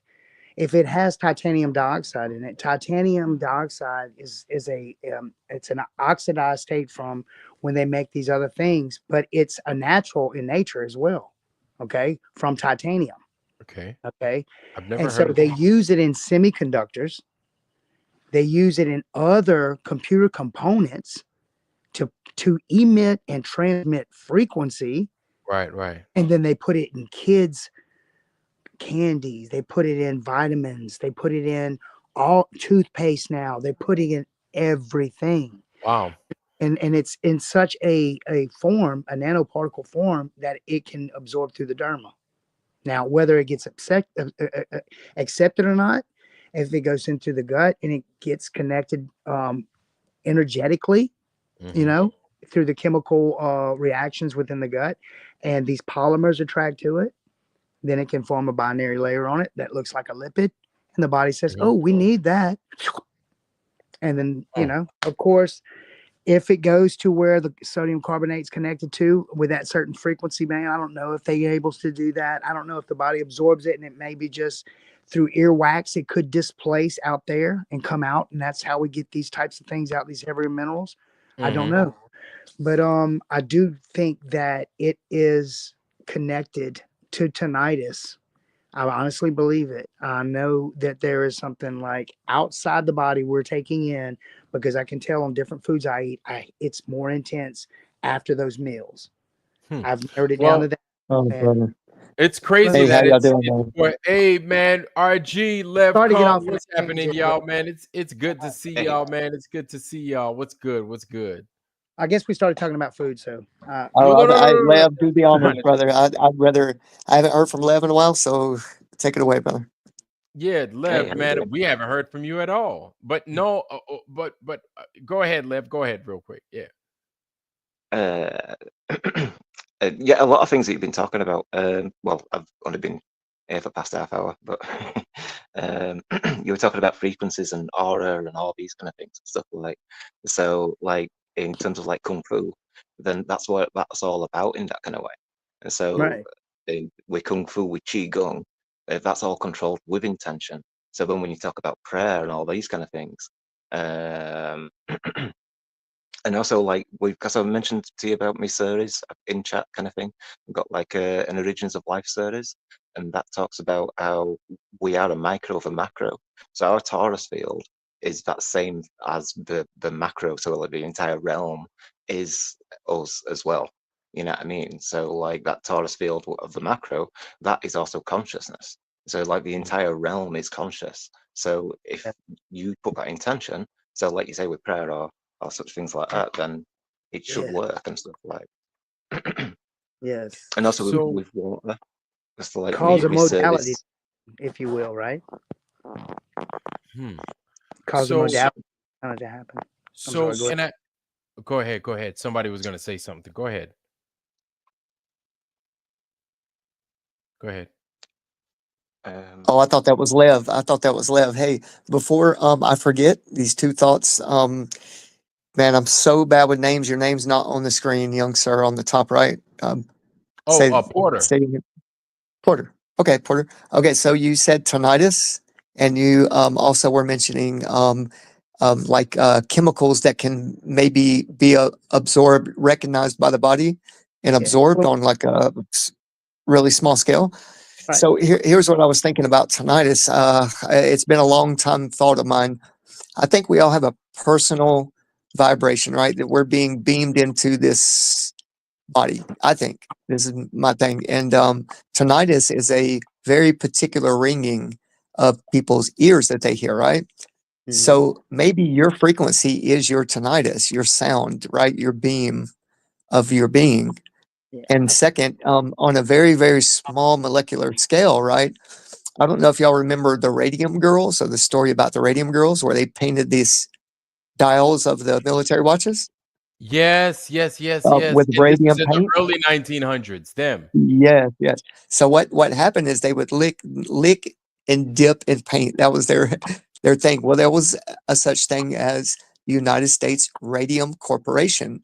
Now, Right. this company, when you look them up in the patents office, had multiple patents, right? These people were so rich from the stuff they did. But here's the thing: the reason that it's soaked into these women's jaw lines and taken in by their body is because radium is so similar to calcium, and it took in this thinking it was calcium. Right? This is their hypothesis of why it took in so well and didn't just reject it outright. So I'm thinking that this titanium and everything else in nature is somehow going to be received by our bodies and our receptors and our bloodline and so on and so forth. I think somehow we're told that our bodies are like identical to nature somehow. But anyway, those are my thoughts, man. Those are my thoughts. Can I answer him? Can I answer him on Yeah, what go he ahead. said? Yeah. What just that one part? Well, when it comes to me, recognizing the frequency that I'm hearing, if it was my resonant frequency, I think it would be a bit more settling. Also, it would be within inside me, right? So I did these controlled variable like experiments, and I tested my theory on shielding if it was outside of me. And what I've come up to believe in a series of different control variables, that it's not within my head. Okay. And it's not. I mean, there is a way with the one last experiment that I tried without using plates in different types of mediums like copper and aluminum. And I even shielded my head. I have a helm I have created, a electron helm that I've Damn, created Magneto. that I can hook up to a superior. And to get back to the experiment, all you have to do for yourself is you rub your hands like this. This is on a night where your tinnitus is really loud. Put your hands, even if you have to go, so they're like moist, so you get a good suction cup, and don't just press real fast. Do it really, really, really slow until it's totally quiet, and just listen. Picture the frequency that you're hearing, and then I want you to slowly release. If it gets louder, it's not in your head. Now, Derek Nelson is over here saying, Truth Trollette, yes, and I did cover my ears for a while, and it was high pitch, so it kind of hurt. So it sounds like But though, Derek I'm just Nelson, saying, and you you can might do it have. several times with different types of pressure. And when you release, don't just let off fast, just slowly listen closely. And if it gets louder and louder and louder, especially not just a little louder, you will tell the difference when you do these control variables. Anybody that has tinnitus and there is a night where it's super loud, remember what you ate, one, okay? Because they're putting black oxide in all of our pastries. They're putting it in cereals. I would like to do a test one night, Vlad, and show you just in Honey Nut Cheerios in 1 cup how much black oxide. Now they do put reduced iron. Yeah, it's been reduced, and they do it for weight. Okay, they got tons of these, this powder that's going to make Cheerios. So they add 250 to 300 pounds of iron oxide to it. Mix it up. And it's not just to get you sick, but the funny thing about this iron oxide is that it collects in the very first place is the soft tissue of the alveoli within the lung. In the lungs. In the lungs, and can cause a syncytial lung infection. Oh my God. Isn't that weird? And I can show you the black oxide. And a lot of people say, oh, that's reduced iron. That's what makes your blood. And I've even looked into that. No, ferrum 2 iron is red in color. It is a small oxidized state of actual raw iron. And it is So it's orange. rusted, it sounds like. Yes, rust. That is the only iron that our body identifies, basically. Now, there's different covalently bonded molecules with different types of subset groups of iron that our body probably recognizes well, because it's miraculous, our anatomy is, but that one is the one we need. It The might black be. iron oxide It might is be why we the reason we probably recognize it, because rust is like blood. Our Yes. blood is like rust. It and makes smells like- hemoglobin. yeah. It makes our hemoglobin. Yeah. You could smell Ferrum it. 2 makes Taste hemoglobin. it. That's You can correct. smell it. Right. That's right. So they're kind of throwing off our magnetic equilibrium and our aura in a way, I guess you could say. Yeah. To introduce these ways of getting us more dis-ease easily. Yeah. Maybe. Dis-ease, cellular You've got dis-ease. That's correct. Yep. By putting stuff all like these freaking TV. minerals in us that might not belong in there. Now, I think the These lymphatic outside system. minerals. I think the lymphatic You've got system does a good job, though. Vlad. Don't get the anatomy down. See, I think that 70% of our America is on at least, they say, on an average of 12 prescriptions. Oh my God. 70 something, 70%, 78%. Even the kids now.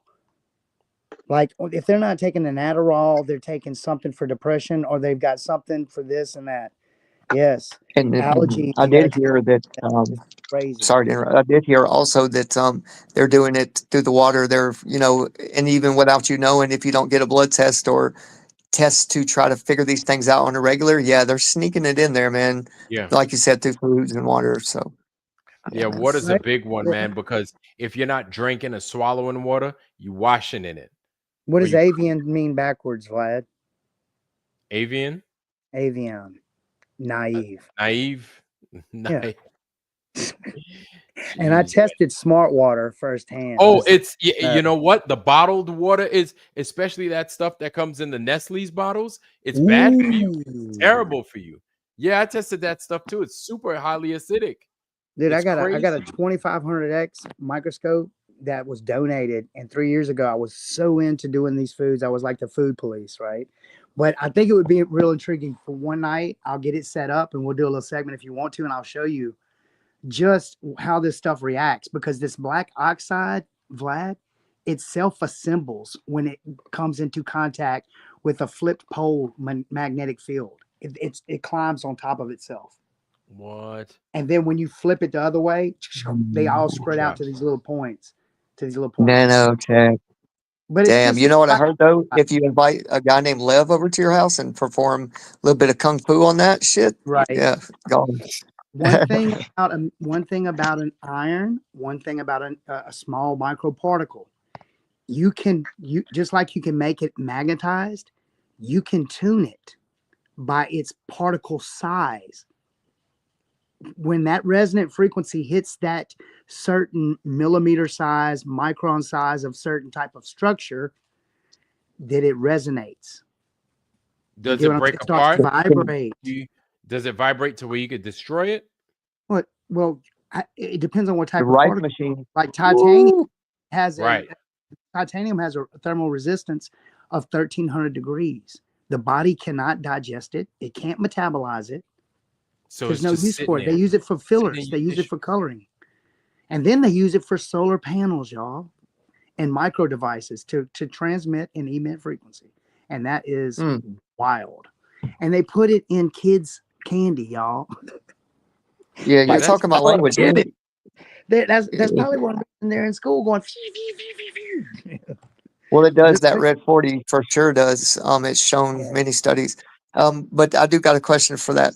What you were saying with, it just sits there.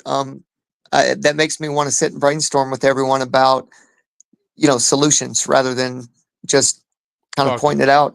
Right. How do you gather it into a central location to exit it out your boo-boo hole or wherever, Well, that's yeah. good. I know as far as bacteria is concerned, cloves, Mhm. cloves, Garlic, black cohosh, garlics and stuff. coconut oil. I've heard of coconut oil as well. Mhm. That oregano. Yes.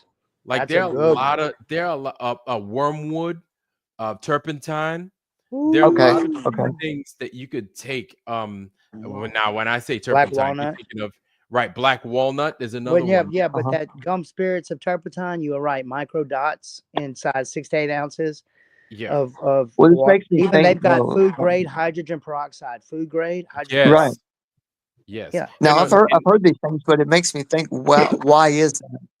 Like, is this nano something that is trying to get away from these kind of potent herbs is because it seems to have let's say like gravity. It's picky what it's wants to deal with. So that makes me think only like a parasitic nano. And this machinery that they're putting in us just on a small nano scale. I don't think it's machinery though, my friend. I Yeah, think it's I don't. just Yeah, particles that just slip through.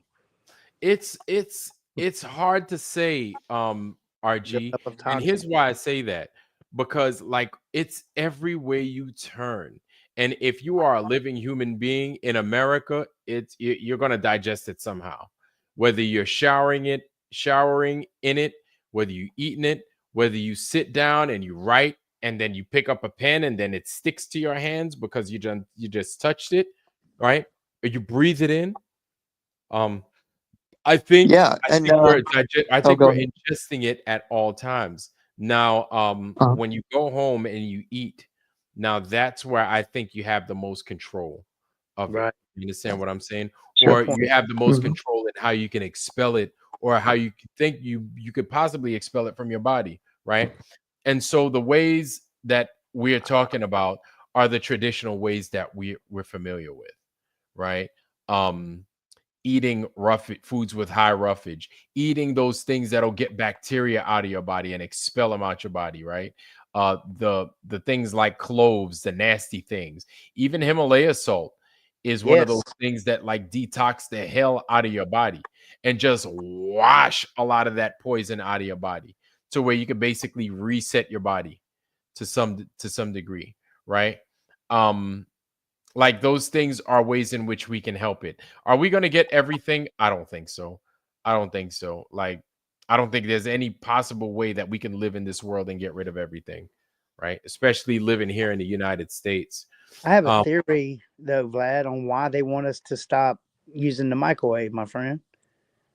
I think well, it I think I honestly believe when those fields of energy create a perturbation or some type of, and I know it just sounds weird, these words I'm using. Perturbation just means something that's taken place that is unexplainable, right? In a little area. Or an okay. excitation is like light is considered within physics, an excitation. Okay. Okay. So if that transformer is using mediums of just electricity and just crossing fields that are natural, why did they give us this scare tactic that it's don't use them? Because it neutralizes technology, it neutralizes frequency, it puts it back at its natural Curie state in Hmm. frequency band mode. There, I honestly believe that it just like solidifies the playing field on any type of bad frequency. That perturbation is projected in a centralized little area within that confined box, and it takes and it reprograms the modulated frequencies of small particles that are not good, I believe, that are foreign to normal natural ones in there, and neutralizes the energy from it. That's Well, why they use microwave. yeah, like I've been told like be careful being around microwaves and everything else like that. So Yeah. I try to be cautious. But I'll be honest with you, I try to be cautious being around most electronic I devices. don't think they're that bad though. I don't think though, Vlad. Well, And let me. I know it sounds weird. I I don't just think they're like as to bad as they say. I I just like don't. to err on the side of caution. I I don't got. think there's any problem with it. You know what I'm saying? Part of why I like living out in the sticks. You know what I'm Yeah, saying? that's right. And I think I feel that just doing the small things and doing the small things over and over again, i.e., working out, um, and not even working out, just drinking water and breaking a sweat from time to time and grounding yourself with nature, that makes a big difference, and that basically helps extend your life and just kind of helps you think a little bit clearer, just staying away from a lot of these electronic devices and just electronics in Mm. general. And you can actually hear when your electronics are on. You can hear it. Like we're talking Yeah, you about can. beeping and roaring in your ears. Like you can hear the frequency changes. As soon as you switch an electronic device on, you can hear it. When you put it off, you can hear that too. You can hear the loss of that. So I know Sean Alke's like, that's 50 theories tonight. Well, here's the truth, right? eat well. Eat well, pray over your food, right? That's not going to kill you. Definitely helps. And just try to break a sweat every day if you can, because putting your body under some kind of good pressure, or putting your whole system under some kind of good, decent pressure is just good for your body. You understand? Even just going for a walk is good enough. Say again? Even just going for a walk is good enough. They say that Yeah, going for a walk every day is that's strong enough for a real good kung fu kick and all that kind of stuff. Like you don't need yeah, any more than that in that sense and stuff. yeah. And not everybody's going to be Bruce Lee out this bitch, man, but a little bit goes a long way. You know what I'm saying? A little bit goes a long way, and you Well, can that's it. definitely take advantage of, yeah, of clean food and just a walk and stuff like that. But it's not a one time it fixes everything deal. Like we have to learn how to incorporate. And I mean, I'm not trying to tell everybody what to do, right? But if you can find a way to incorporate these things in your day-to-day life every time, to where it becomes an unbreakable habit, damn near, that's what the game is. That's what the aim is, right? That's what your goal is. What I've done is I've used my phone to where every few hours during the daytime while I'm working, it's like, okay, go take your vitamins, take these vitamins. It's like, oh yeah, that's right. To where before my phone even goes off, I know to take my vitamins, right? And then my phone will go up and say, take those vitamins. I just swipe it off. I'm like, already done. I had it set at one time to go fix your bed. Now it's like, my bed's fixed every morning. I don't even need my phone to tell me to go fix my bed. It's gotten to such a point to where if I do something silly like not fix my bed in the morning, I feel bad, to where I kind of want, if I go into the office, I'll kind of want to leave the office to go to my house and just fix my bed and go back to the office. But I'm not that crazy or silly or that OCD. I just fix my bed first thing in the morning. So that's basically, I've done things to develop small habits, good habits, so that I could do more effective habits that could somehow uh, um, fix what it is that I'd like to do, to where I can live a cleaner, healthier life. And if that cleaner, healthier life means eating more roughage, or taking cloves right on a daily basis, then that's what I'm going to incorporate into my life. Some people might need a little bit more of a tune-up. Some people might need a little bit more of a workout. Sean Alke just said 3 kilometers a day, right? That's pretty good. If you can walk 3 kilometers, even if you walk 400 yards a day, say you walked briskly 400 yards a day, well, you could pick it up, right? Turn 400 into 600 yards. Turn 600 yards into 2 laps around a track every day at a brisk pace, right? You want to start somewhere, and you just want to get those small victories, and small victories is how you make the big things happen.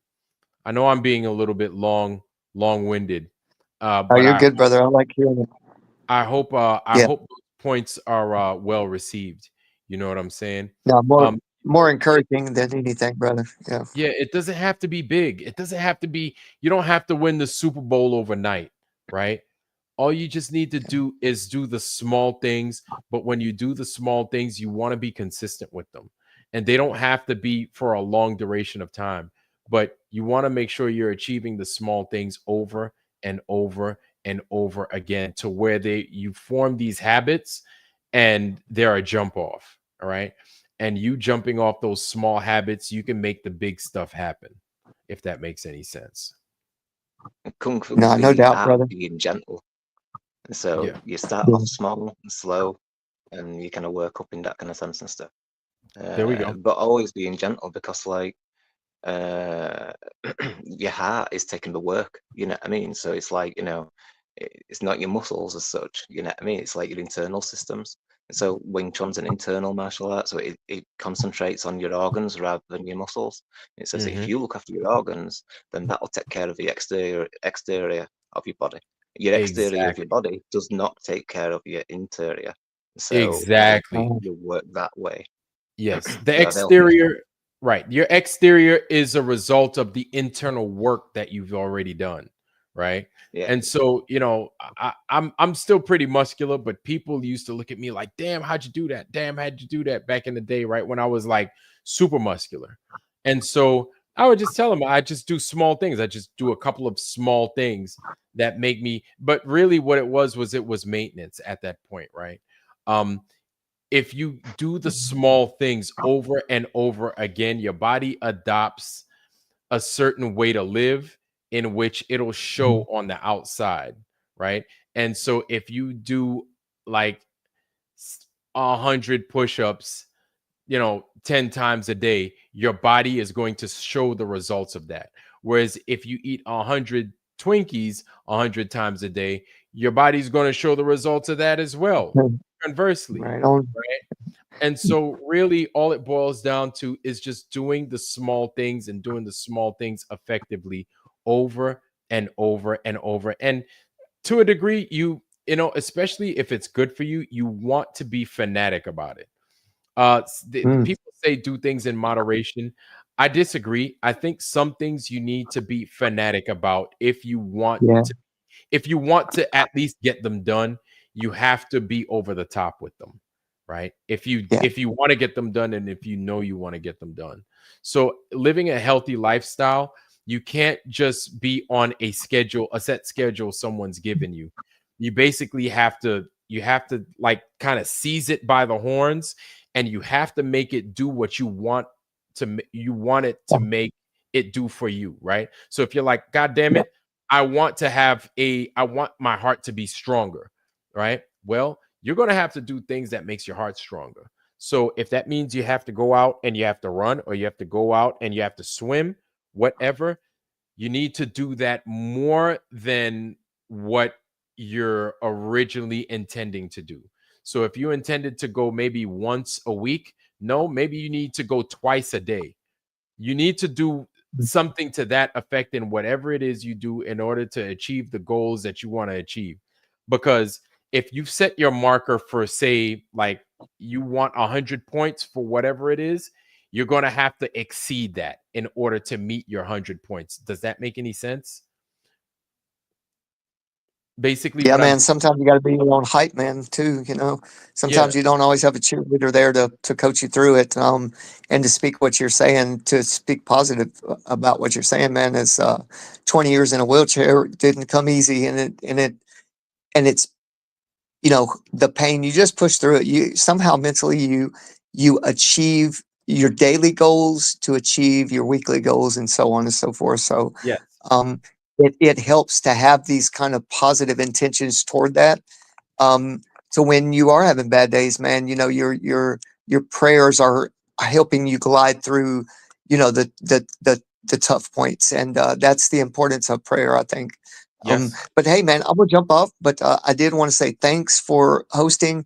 And if you don't mind, I'll say about two or three words about what's probably coming down the pipeline. What some key phrases y'all might want to look out for is not electronics, but photonics, which is ran off of a lot higher speeds, so the computers get hotter, and hence your AI and your big chips that are coming down the line, right? Right. That too is, I don't think quite the firmament always rises with us. I think it's so high at the most southern point that in the, you know, the northern hemispheres or right around the equator, as you rise up, you can never really go above where the sky meets the ground. That's my thoughts on that. And three, man, do you mind if I close with a prayer before I go? Yeah, brother. Come on, man. I'm all for it. All right. Thank you, man.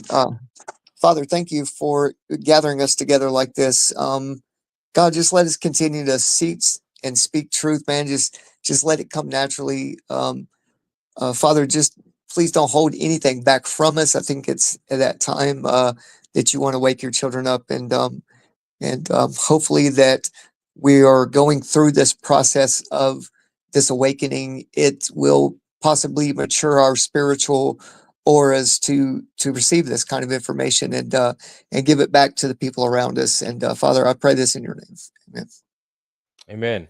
Thank you, bro. Thank you for that. Thank you for that, RG, man. Awesome prayer, RG.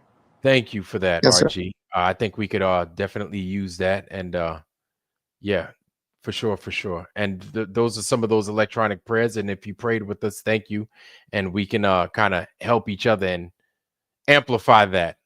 Thank you for that, RG. Much Hey, appreciated. yes, sir, man. I'm gonna jump up, but hey, salutes to all y'all. Keep up the big work. I don't show, a channel like y'all do, man. That's why I kind of come here and help y'all celebrate, man. So big ups to y'all, man, and thank you. Oh, I'm gonna probably listen a little bit more, but I'm just getting a little groggy and tired, so I don't talk crazy, man. you But, we'll good, see y'all, brother. man. You good, man. And Thank you. you're welcome here anytime, brother. And thank you very much for that prayer, man. Thank you. Yes, that Yes, was yes, awesome. sir. Yeah. All right, Hey, man. Vlad, I like that word you just said, amplify.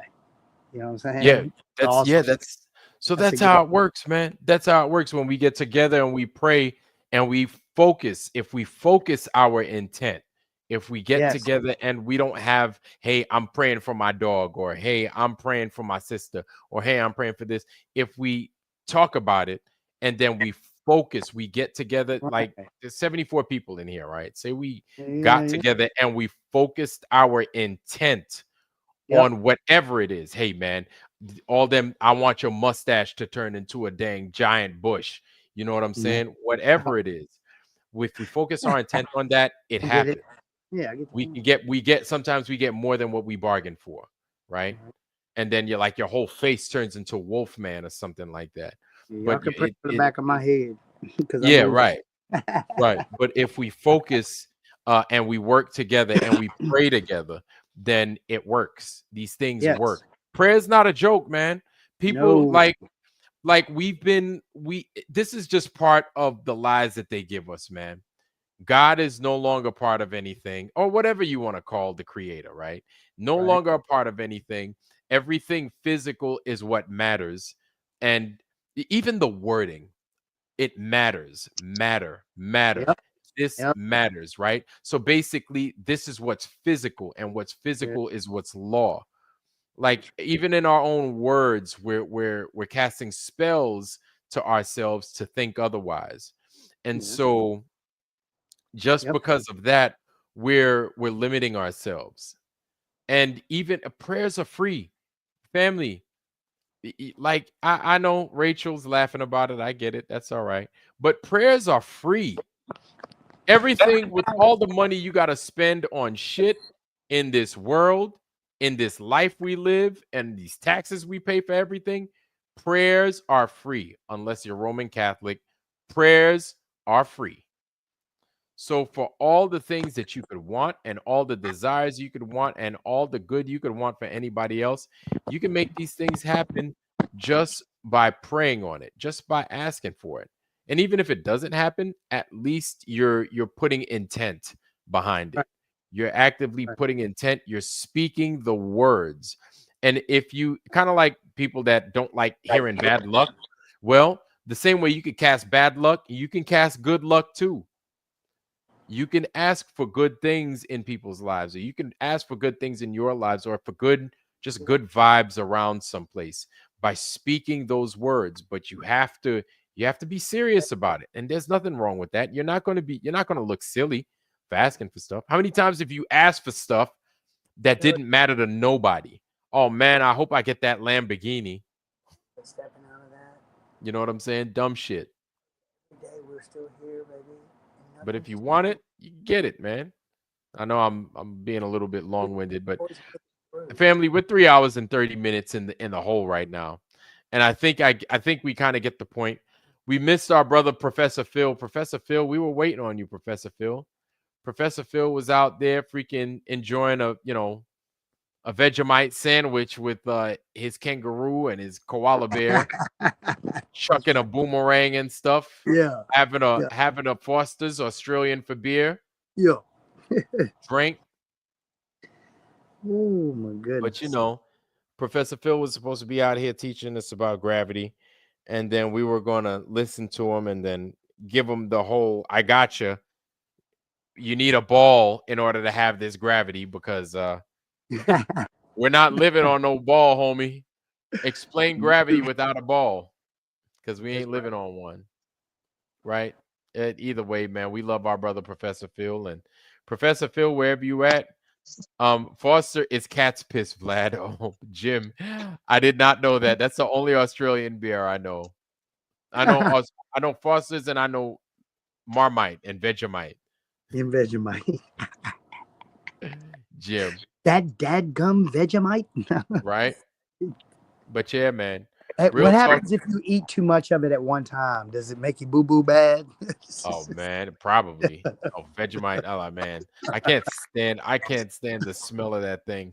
My mom would put Oh, Marmite. okay, I get it now. I get it now. I Yeah, get the feature on it. The mom did it to you. yeah. My mom would put Marmite and stuff, and I'd smell it, and I'm like, oh God, what is that? Yeah. Oh my goodness. But yeah, My man. sister's husband was half American and half Filipino, and his mom, Auntie Chris, she used to take this pink pate out of this jar. How we Oh, make chicken broth, they right. make this roux with this shrimp fish type paste. It's like a we do the chicken cubes and the beef cubes.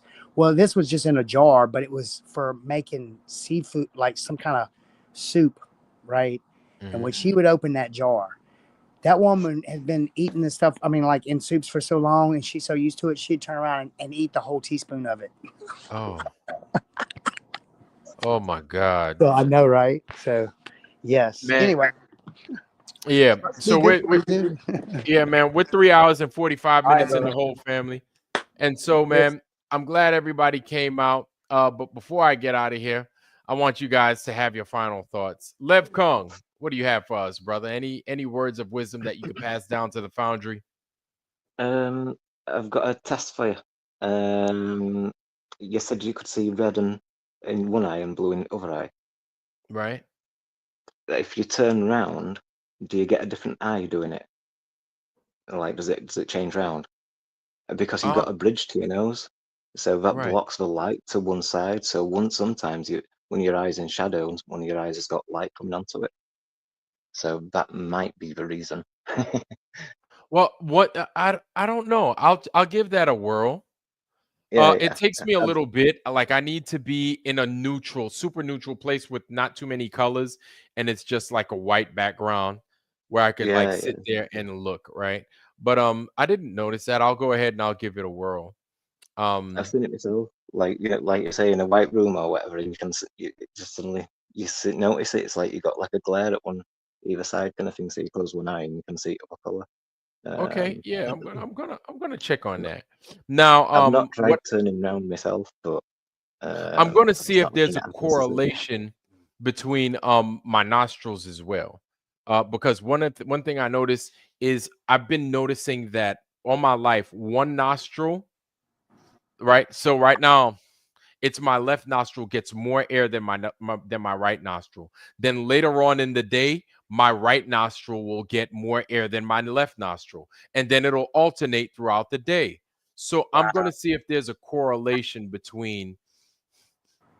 And I That got might be some just big like nostrils, so this is some stuff that I know sinuses too. flare. Hmm? Like like because there's dirt and germs and stuff like that kind of thing. I think they kind of flare up a little bit sometimes. Well, I don't know. I don't know. But Foreign particles. huh? Germs, foreign particles. Oh Lord. Shit. Whatever. Well, anyway, thank you, man. Thank you for what you Yeah. do, Vlad. I appreciate you. I got a backup that, something simpler, Pebbles. She's always Right. in the back saying stuff too. So, anyway, Okay. he says hello. Hey Pebbles. Hey, bud. How you doing? All Yeah. right. She's like, no, turn. But anyway, thank you. Thank you, panel. Y'all have a good evening. Look, I All hope right. I didn't You talk as too well, much Porter. either, y'all. So, No, man. No. You guys were amazing. You guys were great. And everybody in the foundry, you guys were great as well, man. You guys hold it down. You guys make this place a better place every Tuesday, every Friday, or every day in between. Y'all know what I mean. that's right. That rhymes, by the way. Right. But family, that is all we've got from the panel. That's all we got from me. And before I get up out of here, man, I want to give y'all my blessing. It's not a prayer, but it's something. It's something. I wish the family and the foundry Nothing but the best, y'all. Health, wealth, love, joy, prosperity, but most of all, wisdom, wisdom, wisdom. Shout I out to appreciate y'all. I appreciate y'all. And so, for all that, family, I love y'all. I am out. Be sure to be here on Friday for Flat Earth Friday, where we're going to do the same thing, but just a little bit better. Hopefully, Professor Phil will join us on Friday. All right, fam. Wish y'all nothing but the best. Again, wealth, joy, love, prosperity, all that good stuff. Wisdom, wisdom, wisdom. And with that, I love you, family. I am out. We are out. Peace.